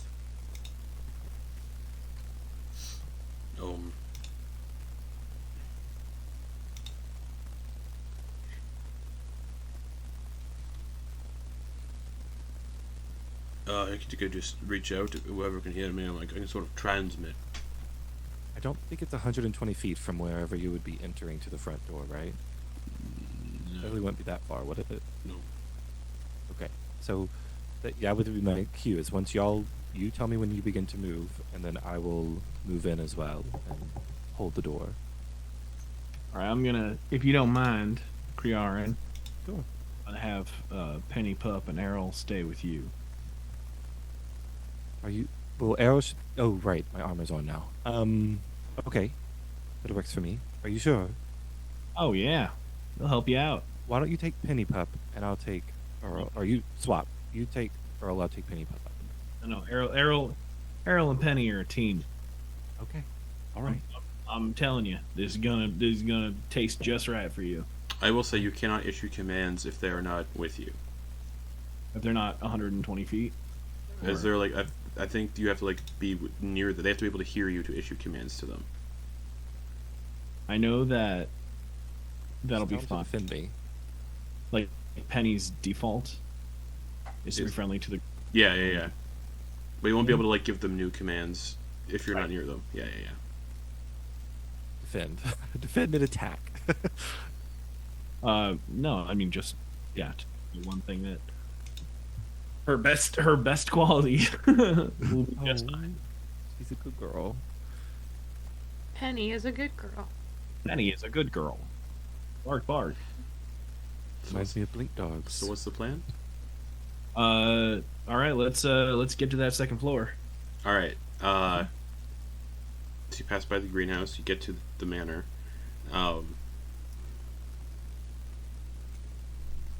Crearyn, you're going through the front door. Everyone else is everyone else going to go around the back and go up from the back, or are you guys going to go right from the front door? I think around the back where they won't see us. Okay. And I think the plan is Tero can just walk up the wall and just tie off a rope so that people can just climb up that. Sure. Are you going second floor or third floor? Probably third floor so we can work our way down and not get sandwiched. Because is there a chunk of roof that's open? No, the roof is all very like sealed. Like there's no. Oh, the roof's intact. Yeah, Okay. the roof's intact. Oh, okay.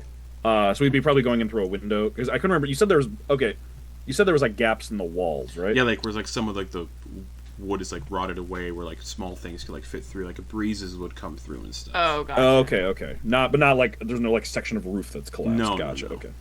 Okay. Then yeah, bad. Tero will just find an open Okay. window and then just like Okay. peek in through. Sure. So who's beforehand. scaling? Who's so everyone is climbing the building aside from Crearyn. Mm-hmm. Okay. So Tero can easily walk up. Scooch can fly.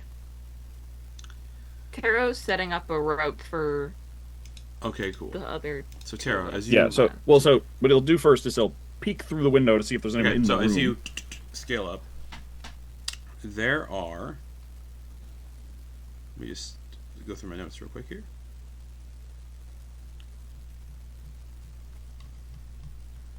Windows. Third floor windows. There are exactly 2 windows on the 3rd floor. One is like Okay. a large window with like a balcony. And then the other window is like a smaller window that's kind of like on the left. Yeah, you're going up from the back, so you don't have to worry about. Never mind. There's one window then if you're going on the back of the building. Okay, yeah. And it's attached to a balcony. So you scurry up, you get onto the balcony. Oh, okay. Mm-hmm. And it's like one of those stone balconies. It has like the stone pillars, like spaced out, so you can easily like tie rope off onto those. The balcony looks into the balcony. You go to peek through the window, like the window there. You can't really see into the building because it's got curtains drawn over the window. Mm-hmm. But it's like one of those glass doors, and it's just a balcony. Okay. Is it latched? I don't know. Yeah. I'm gonna. Well, first I'm gonna go up. So it's just the glass doors. There's no like windows next to them. Like the balcony is just as wide as the doors. Yes. Oh, Okay. sorry. There would be like a tiny little window that someone could look out of beside the balcony, like a couple feet Okay. to the left of the balcony.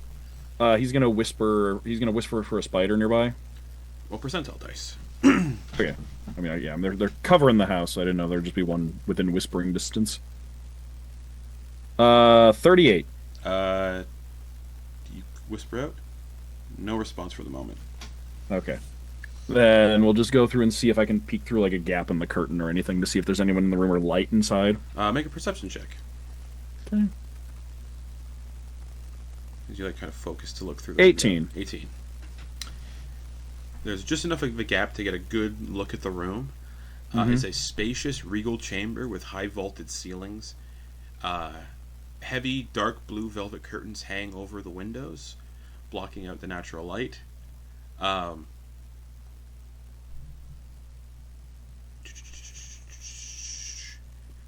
room has like a dim, muted quality. There's a 4-poster bed. It looks like a desk, like a big desk, a wardrobe, mirrors. That's all you can really make out from just the gap in the curtains. Okay. It looks like But it doesn't look like there's anyone in the room. No, but this looks like it was the the chambers for the owner of the estate. Okay. And then, is the door? Can I see the door into the hallway? Yeah, it's closed. Okay, cool. Alright, so I'll tie off the rope and drop it off, Okay. and then I'm gonna very quietly try the door. It is unlocked. Okay, just gonna. Okay, the rest of you down below see a rope kind of just coiled down into the snow, and you all can start making your way up the rope. And Tero, you open up the doors into the master bedroom. Do you go inside, or do you wait for everybody else? He's gonna peek his head in, look around Okay. because he's sneaky. Spacious regal chamber with a high vaulted ceiling. Yeah, these dark blue velvet curtains. A 4-poster bed with intricate carvings along the wooden frame. The bedposts subtly resemble dragon claws gripping the top, and the headboard features dragon wings entwined in the design, almost hidden in the patterns of the wood. The bed's once opulent velvet canopy and bedding are now dusty and worn. In the center of the room, a large wooden desk adorned with brass accents sits. It has faintly etched dragon scales along its edges, like someone carved scales into the wood. And the brass handles are shaped to resemble dragon heads. Coiled dragons are subtly incorporated into the brass inlays, making the desk look like a dragon's lair. There's a tall, dark wood wardrobe standing against the wall, brass handle shaped like dragon claws, and the wardrobe is also etched in the patterns of scales, and you can kind of feel a breeze coming from the wardrobe. Large, ornate mirrors with dragon tail frames shaped and brass sconces shaped like dragons in flight hang on the walls. Tapestries of dragons in abstract forms. Everything is very decorated with like draconic motifs in this room. Okay, I'll wait for everyone to come back up then. Right, and at this point, you all can kind of scurry up the rope and get to where Tero is on the balcony, while Crearyn, you wait by the front door. Yeah, fly up and just sneak into the room with Tero. Okay. At this point, Crearyn and Abe will telepathically reach out. We'll sneak into some sort of bedroom on the 3rd floor. Looks like a master bedroom.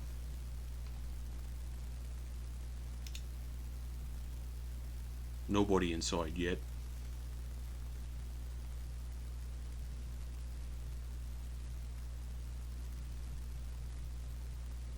Can I go by... Ooh, no, I'm not going to risk it. I'm going to stay at the corner so I could see the front door. Okay. But I'm not going to move up yet until I know for sure ruckus is being made. Okay. The rest of you back in the master bedroom.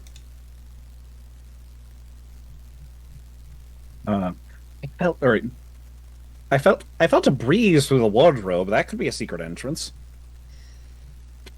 Let's go check it out. And the ward. Yeah, the desk is also like, the desk looks like a dragon's lair, which is also weird for a desk. Mm-hmm. Scooch, you're going towards the wardrobe. Okay. Gonna examine the wardrobe, see if I can Okay. feel that breeze. Yeah, you can feel like a stale kind of cool breeze coming from the wardrobe. It kind of stinks a little bit, just like stale air. Gonna open the wardrobe then. It is empty, but the breeze is like coming from the back panel of the wardrobe. Like the back of the wardrobe kind of, it's where it feels like the breeze is coming from. Feel around. As soon as you go to like feel around, the panel shifts and is a door that opens into a narrow stone spiral staircase that goes downwards into darkness. So the back panel of the wardrobe is a false wall that leads into a secret staircase that goes down. A very narrow stone staircase. We got a secret staircase. Abe will reach out to Crearyn. We found a secret staircase in the master bedroom. We need down. Found it immediately. You know where that goes. Oh, wait. Down. I can't respond. No, you back. can't. We can't respond yet. I can't. Nope. I think, do we know where that goes? Looks like it goes down. Like I said, into darkness. Tero is going to share with the other two in the room here. I think we should maybe close that up and save that, and then kill everyone downstairs. Anyone checking anything else in the room? The desk, any of the fixtures, the bed? I'll check the desk. Okay. Tero is going to go Look for- to the... sorry, real quick. Tero's going to go to the door and just put an ear up against it while we're looking around in the room to see if anyone comes this way while we're in here. Okay. You So don't keep lookout. You don't hear anything currently. Samira, what are you doing? I'm going through the desk looking for any notes similar to what the doctor was doing. Sure. In As you're Neldwyn. digging around the desk, you feel like a loose, like drawer, like under like in like the main desk drawer. You find like a loose panel, kind of tucked away, like a secret compartment in the desk. Oh, it must be why napkin, and I'm gonna pop it open. Inside is an old yellowed envelope with a very old broken light blue wax seal. Impossible to discern the symbol due to the advanced age. And in here is also a slightly burnt down old candle. So there's a very burnt down candle that's laying in here with this yellowed envelope with a broken seal on it. Alright, I'm gonna try to gently pull whatever's in the envelope out. Okay. It's a letter, but it looks like it's blank. There's nothing written on it. I'm gonna use prestidigitation to light the candle and Okay. hold the letter up to the back of the can. Text begins to appear on the letter. Arkrath, who is the founder of the Rime's End Vanguard. It's addressed to them. Oh boy, this happened way quicker than I thought it would. I thought it would be first floor up. By command of the Rime King, I'll post this letter somewhere. It won't fit in Discord. By command of the Rime King, you are to transport the skull of Sakari to the Vanguard headquarters under the guise of claiming it as a trophy. This will allow us to frame Sakari's death as a great victory, emboldening the Vanguard with the illusion that their resistance is making progress, that, in time, even the Rime King himself may fall. The more they believe in their cause, the more indispensable they will seem to the people, fostering rebellion in scattered, manageable pockets. And when the moment is right, we will shift the narrative, exposing them as the true architects of chaos, while Thalassirian is hailed as the continent's savior. When our truth is revealed, the people will have no choice but to stand with us. To further cement this illusion, you are to establish a ruling council within the Vanguard, composed entirely of Dominion loyalists. A single leader may raise suspicion, but a governing body will provide the facade of democracy. Wrote this before everything started happening, making it far easier to manipulate their direction while maintaining control. This council will serve as both a guiding hand and a failsafe, ensuring the Vanguard remains a weapon to be wielded against itself when the time comes. Patience will be the key in the next phase of our design. The Vanguard must first grow, spread its influence, and establish itself as a true symbol of defiance in the eyes of the people. Only once it has gained enough momentum, enough blind faith, will we set the final act into motion. In the years to come, you are to nurture the most zealous, devoted members of the Vanguard, the ones who truly believe in their cause. When the time is right, you will rally them for a grand assault against the Rime King's palace in Ormerheim, the moment they have spent years dreaming of. Let them believe they are striking a fatal blow against tyranny. When the gates of Ormerheim open to them, they will not find victory, but annihilation. Their deaths will ignite the fire we need, turning them into martyrs and cementing the Vanguard as the ultimate threat to peace. The people will clamor for order, and Thalassirian will deliver it. From that moment forward, the Vanguard will no longer be seen as rebels. They will be the villains of history, the very chaos they once swore to fight against. As for you, your fate has already been written. A corpse, carefully prepared in your likeness, will be displayed alongside the fallen, your death serving as the final proof of the Dominion's righteousness. You will disappear into the heart of Ormerheim under our protection, while the world curses your name and praises your downfall. The Vanguard must be allowed to believe in their cause a little longer. Feed them victories, stoke their hope, let them become what we need them to be. Expect further instructions in the coming years. Thalassirian watches, and your service shall not go unrewarded. Dagon Imperatus, Chamberlain to the Rime King. And that's where we're going to go to break. Huh. Oh, fuck. God. So, Arkrath Kaltorrak, the one who made the Vanguard, did so under Dominion orders. Is what that letter... Fucking traitor. Is what that letter says. And you were told that by the Vanguard when you were brought there. Carver told you that Arkrath went to the Dominion, to Ormerheim, to lay assault on the capital and was killed there, and their body was put on display. This letter says that a false body was prepared, and it was all planned. This whole thing was planned. Create a resistance for the people to feel hope in for a time, and then reveal that resistance as terrorists, essentially, and that the Rime King is the true savior, and he is saving the people. It's all been orchestrated. And that's where we're going to go to break. We'll be back in 10 minutes to polish off the session. Bye, or not bye, but break. Oh. We're back. So yes, Samira, you just discovered this letter. I assume you read it out loud to everybody that's here. Mm-hmm. Except for Crearyn. So Abel reached out. No, I shouted it out the window. I'm kidding. So Abel reached out to Crearyn. We found a letter that implicates some bad things about the Vanguard's founders. Apparently they founded the Vanguard under Dominion orders and were funded. It seems like the Dominion have their hands in the Vanguard pretty deeply. Okay? Again, Garrett, if you watch this, I apologize, but you know. Don't miss a session. Yeah, that's what you get. For vacation. Ooh, I have a wife.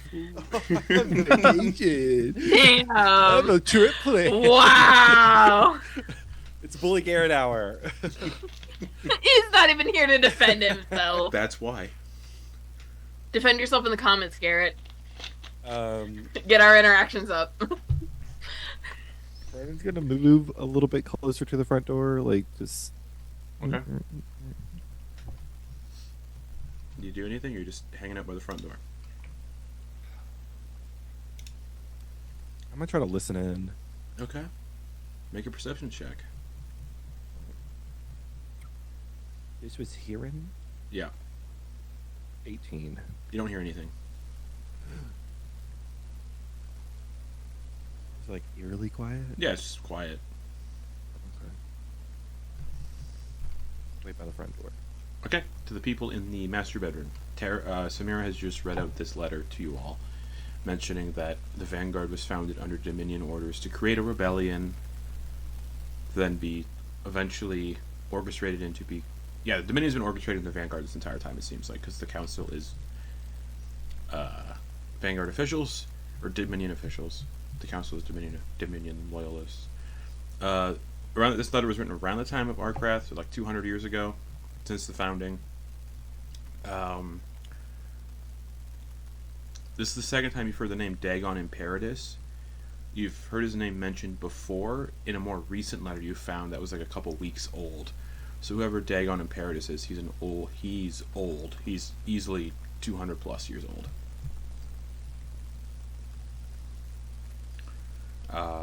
Does this letter have a date on it? Roughly 200 years old. Yeah, I didn't put a date on it, but you can probably assume founding of the Vanguard. Okay. Carver told you the Vanguard was founded 200 years ago, and they've never been infiltrated. It's because they were infiltrated from the beginning! Yeah. They don't need to attack the base of headquarters if they're already got their mitts in it, right? If they're already in the base. Yeah.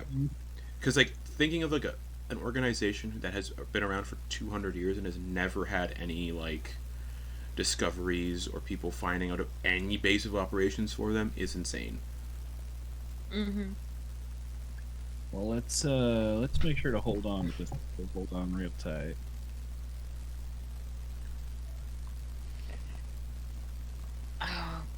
The one time I want to ask Crearyn a question and they're not even here. I can ask them. Well, I can't. Never mind. I can't get a response. Yeah. Let's maybe also. They're kind of middle management, aren't they? Yeah, but technically their patron, Lady M, isn't a part of Vanguard. No, Lady Mactrigan was like an ally of the Vanguard. Remember, she said she wasn't actually a member. She's an ally, but she's not an official member. Yeah.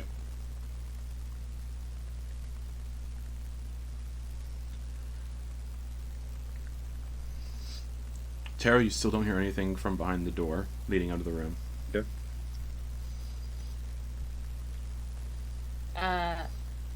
I'm gonna turn over the rest of the desk and then start looking up. How does the bed look? Is it like covered in dust, or does it look It's like recently it's made? dusty and worn. Like no one sleeps in here. No one's been in here. Okay. I'm gonna slice open the pillow, see if there's anything in there, and then also slice open the mattress. No, just really No? old bedding. Nothing under the mattress or Nope. pillows? No. Nope. Okay. Scooch looks over. I think it's dead. No, I used to had shit in my covers all the time growing up. Ugh. Not literal shit, baby. Well, that was Baby. that was the DM. No, be. Hey, it sounded like you said baby, not literal shit, baby. Baby. Not literal shit, baby. Carving up the bed, listening for noises and people, but yeah, it's pretty quiet.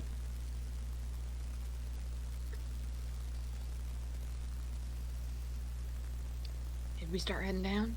Yeah, y'all ready to do some slinking? Abel, reach out.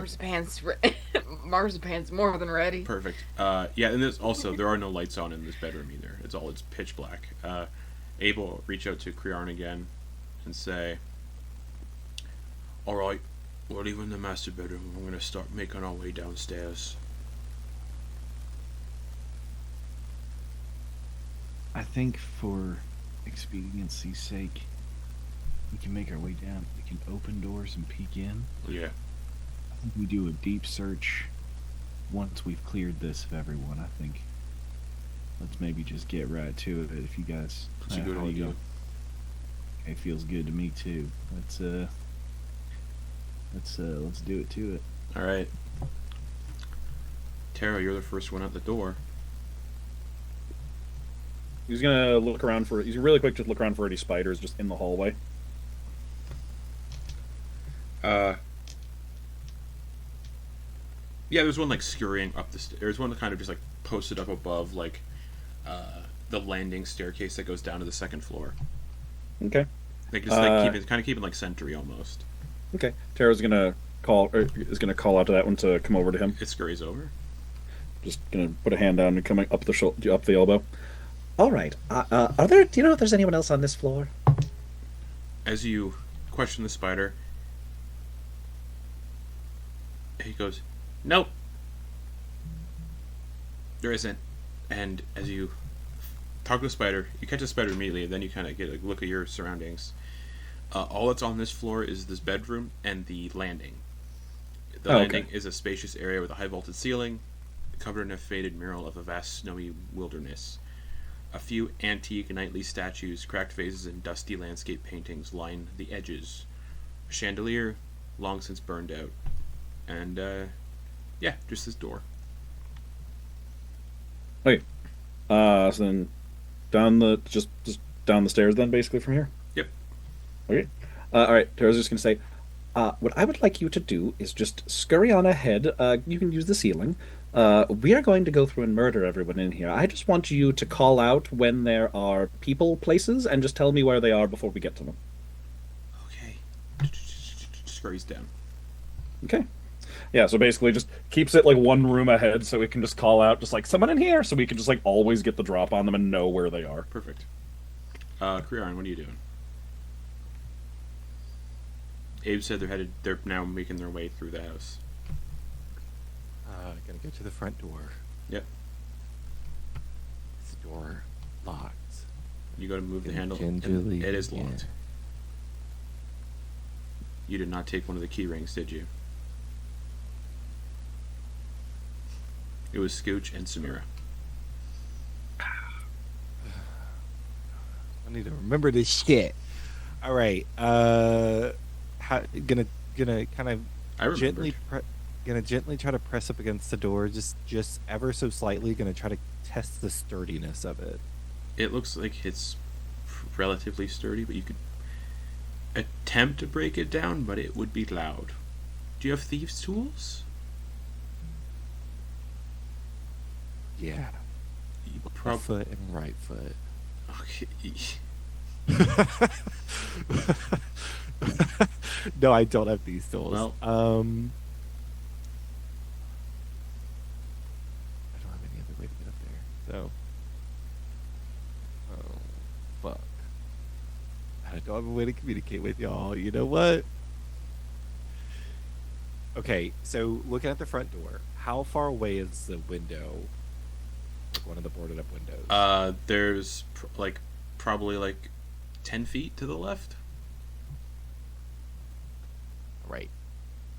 Taking the glaive and gonna gently boom, boom, boom, like against that boarded up window. Yeah. Like not like a rhythmic knock, just like boom, boom, boom, boom, just like randoms. Okay. Erratic knocking. Anything? Any sounds? What was you hear like muffled movement.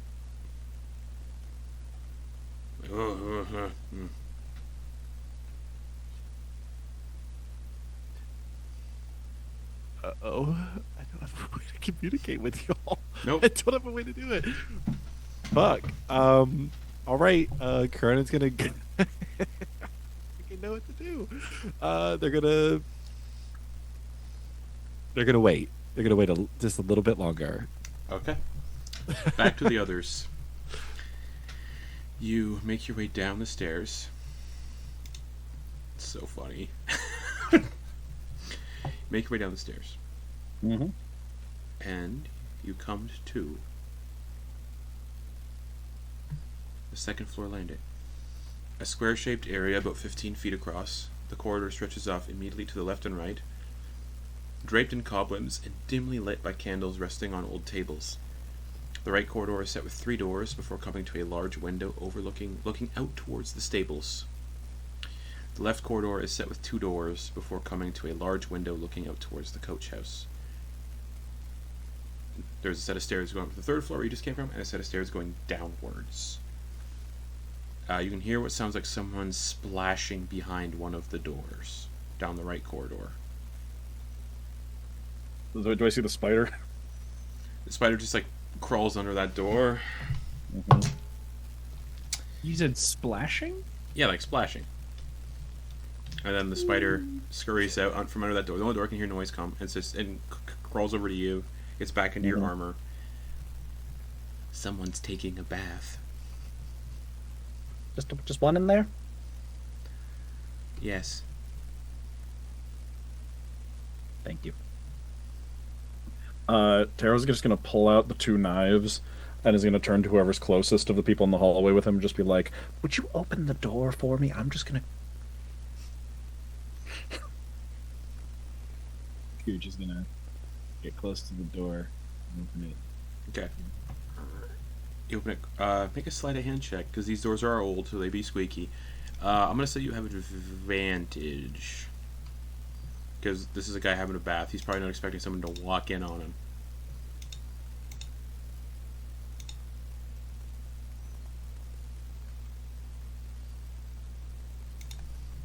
It's a 9. A 9? Okay. I wouldn't be able to grease the door with prestidigitation, right?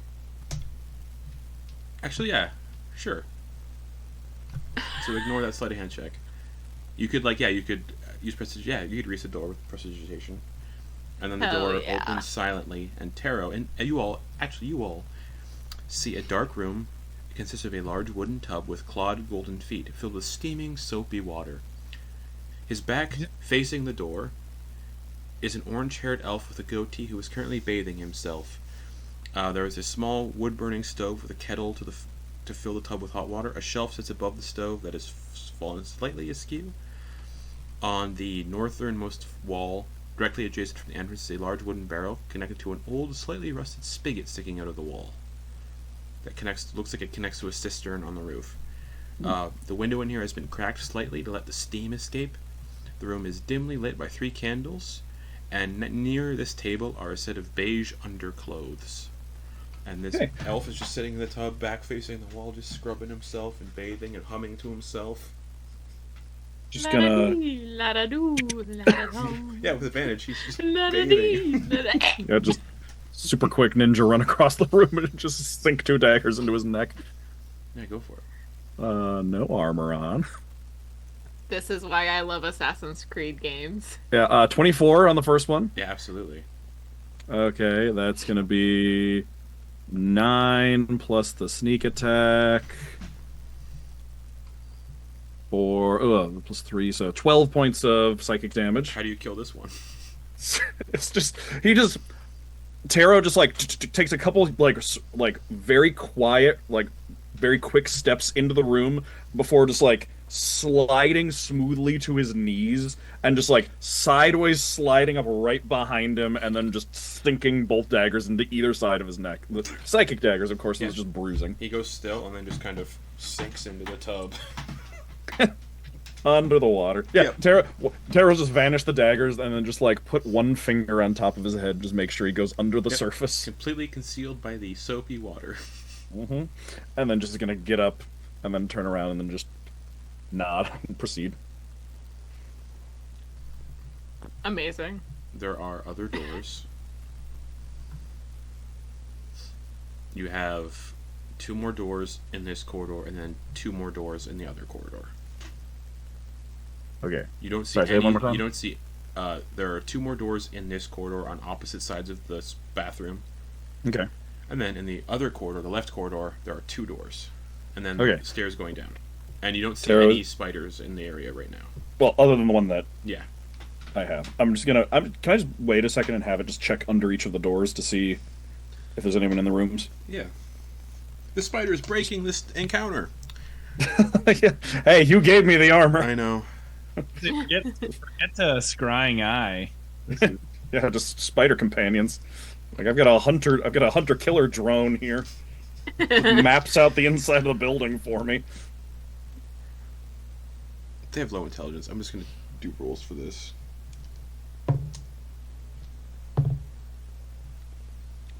They also seem like they have potential. One way to softly nerf this very awesome ability you've discovered is like they are just spiders. Like, so I mean, they don't exactly Understand things, yeah. Alright. Oh yeah, I mean they can tell me where people are is the thing. So like they that's the biggest thing. It's like detect life in Skyrim. Yeah. It's So- great for stealth characters. It first it checks out the doors where you are, the 2 other doors. The one on the right of the bathroom, it says, "It's a big room, couldn't see anybody though. Took a quick glance in and out." And then points a little spider leg to the door on the left. "There's 3 people sleeping in there." 3 people sleeping in that one. Wanna all just Nazgul style. Shh, shh. Well, Crearyn is Except just not without the standing- shrieking. Crearyn is just standing outside. Crearyn, are you anything yet? Yeah, I'm gonna go. I'm gonna go to the greenhouse. Okay. I'm bored. You go to the greenhouse. Snow has completely overtaken the interior. Nothing grows in here any longer. There's a small 5-pound wooden barrel with a faded skull and crossbones painted on the front of it. Okay. Is there any? Can I do like a check of the space, see if there's like any weird paneling or any weird like set of the floor like that looks like it It's maybe is like sunken in a bit. you only like- see a wooden barrel. All right, gonna test the barrel to make sure it's like holding It's- steady. Yeah, it's got liquid in it. Okay. I mean, they have woven senses at the moment. I'm not proficient. I mean, I'm proficient in herbalism. Does it have like any kind of like herbalistic smells to it? It smells like a poison. They have poison barrels. Okay. I'm gonna go back to the. I'm gonna grab the barrel. I'm gonna go back. It's only to 5 the- pounds. It's easy to like you. Yeah, I'm Put gonna some tote in. it. It's a poison, like a liquid poison. Oh my god. It smells like really like chemically. Oh god. Okay. Like Garrett gonna like give someone would the use it others to kill weeds. So it's pesticide. Okay, so the windows are boarded up. Are they like they're like firm boards? Yeah. Okay, there's not like any gaps or anything. Well, there's gaps, but like It's still like solid enough to where it's not easy to get through. yeah. I like how everyone who went upstairs took the key rings. Well, we thought we might need him inside, right? I'm Both just sets. here. All right, I'm gonna wait. Yeah. Okay. So Tero, you were told that there are 3 people sleeping on the door, through the door on the left. Yeah, we're gonna. I think can Abe open the door and the 3 of us can just go Yeah, in and Abe will use telekinesis to open. Can he do that? Can he manipulate objects with his minor telekinesis? I think it's got the mage hand, right? Right, yeah. Or like So yeah, he's gonna use mage hand, a bit like the mage hand thingy, telekinesis to open the door slowly. And sorry, Crearyn, you should. It happens. Hey, I've been there. This was once a guest bedroom and has been adapted into a quarters for the worms that now dwell within the manor. It has been emptied of all furnishings and now only contains about 8 bedrolls. The wallpaper is peeling and revealing the wood beneath. 3 worms, or you easily would assume to be worms, are asleep inside on bedrolls, just on the floor. Just sound asleep. 3 of them just... 3, 2, 1 stab. Yeah, Or whatever methods we all want to use. Yeah, there's 3 worms in here. Abel, and then Abel like join in. He'll like come in, says to nobody, like just walks up, because in case somebody's wandering, doesn't see a mind flayer standing in the corridor. Mm-hmm. He's gonna step in and slowly close the door with Mage Hand.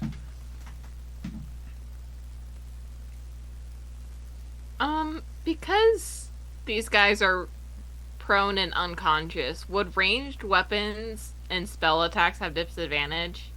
I think it's They're lesser than unconscious. 5 feet. If they're if prone creatures, it's disadvantage for range, but because Yeah. they're unconscious, it would be It cancels straight. out? It'd be a straight roll. Okay, sick. Melee would be advantage. Advantage, yeah. And because Okay. they're unconscious, auto crit. So I have a Okay. question for you. This is going to be just a weird thing. I noticed I have this, and I don't have any knives. Nope. You got a hammer that makes lightning noises. Right, it makes thunder noise. Scooch, I'll trade you a dagger for a quarterstaff if you got one. Don't have a quarterstaff, but what I do have is a tankard of plenty with 3 charges on the day. Yeah. So Why does that- Abe have a spear? I don't know, but I like it. Every time I say the word, it fills up with 3 pints of rich dwarven ale. And I feel like 6 pints would be enough to drown someone. But I don't know if you think 9 pints would actually. I'd allow it. I'd allow it. Take 6. Basically, I think waterboard somebody with 6 pints of ale. that was the plan. Yes, I was going to. Damn. This is maybe too graphic, but I'm essentially going to drown them in beer because I don't have a knife of any description or a blade of any kind. Sure. Maybe looking into getting a blade of some kind or situation. After this. But I So yeah, so you Wait, do you... Okay. I feel like he went. All right, so we like stab him on the. I just went.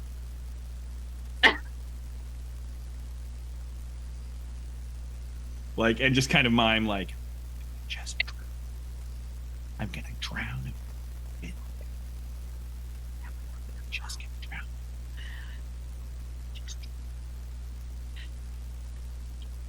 Blanche, you ever tried using a pillow to smother somebody?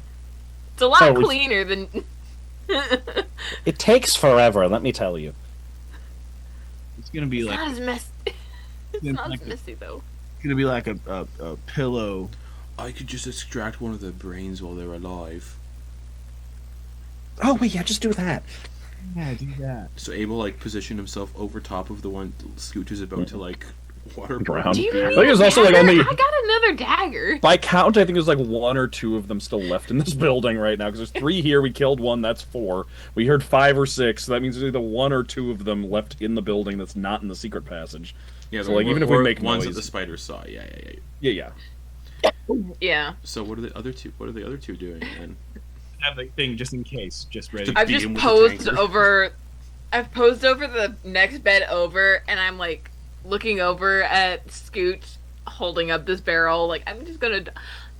It's a big like tank.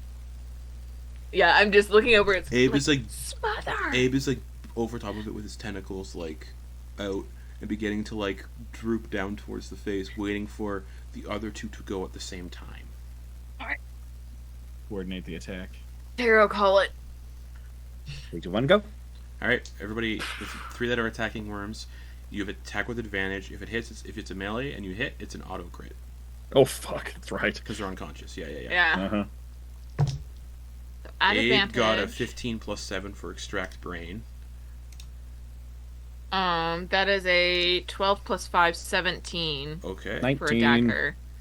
Abe dealt 21 damage, so he, and then there's like a violent like snap, like a violent noise as he like breaks through the skull, and then just siphons the brain out. Just only 8 damage. Okay, Tero. For my dagger. You get sneak attack on this as well, and it's all doubled.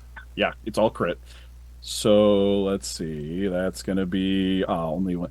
So it's 2 + 4, so 6 on that, and then the sneak attack is 7, so 14, so 20 damage to this one. So Abe did 21 damage. You did 20. So how do you kill yours? Abe kills his. You kill yours. It's just a quick swipe. It's just a stab down into the throat.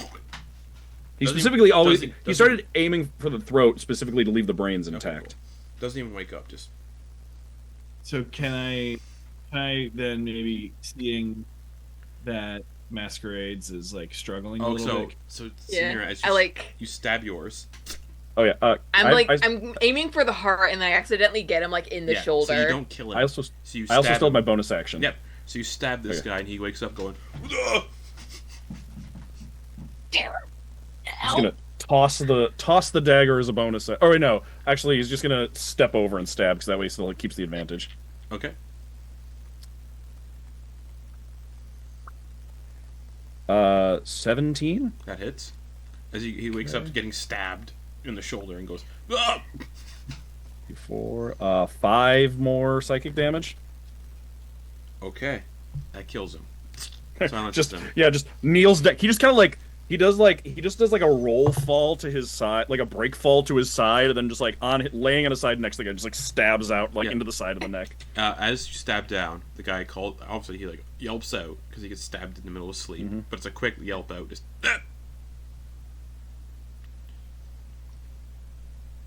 This is why I stick to magic and parlor tricks. And as you stand here waiting to see if there's a commotion, there's just silence. No commotion. You have succeeded in dispatching this room without being discovered. And that's where we're going to end the session for the week. So, that's where we're going to end it for the week. We'll be back next week with hopefully the whole crew moving through the rest of this manor and dispatching worms and discovering things. And while Crearyn stands outside. Da-dee-da-dee-da. You could have just simply went around the back and just climbed up the rope and just said, fuck it, and followed them. Mm-hmm. Yeah, but that wasn't the plan. Yeah, well. Your plan isn't working either. Nope. But we'll be back there next week. I got the weed killer. That's right. That's all that matters. We'll be back here next week. Good night, everybody. Bye. Bye.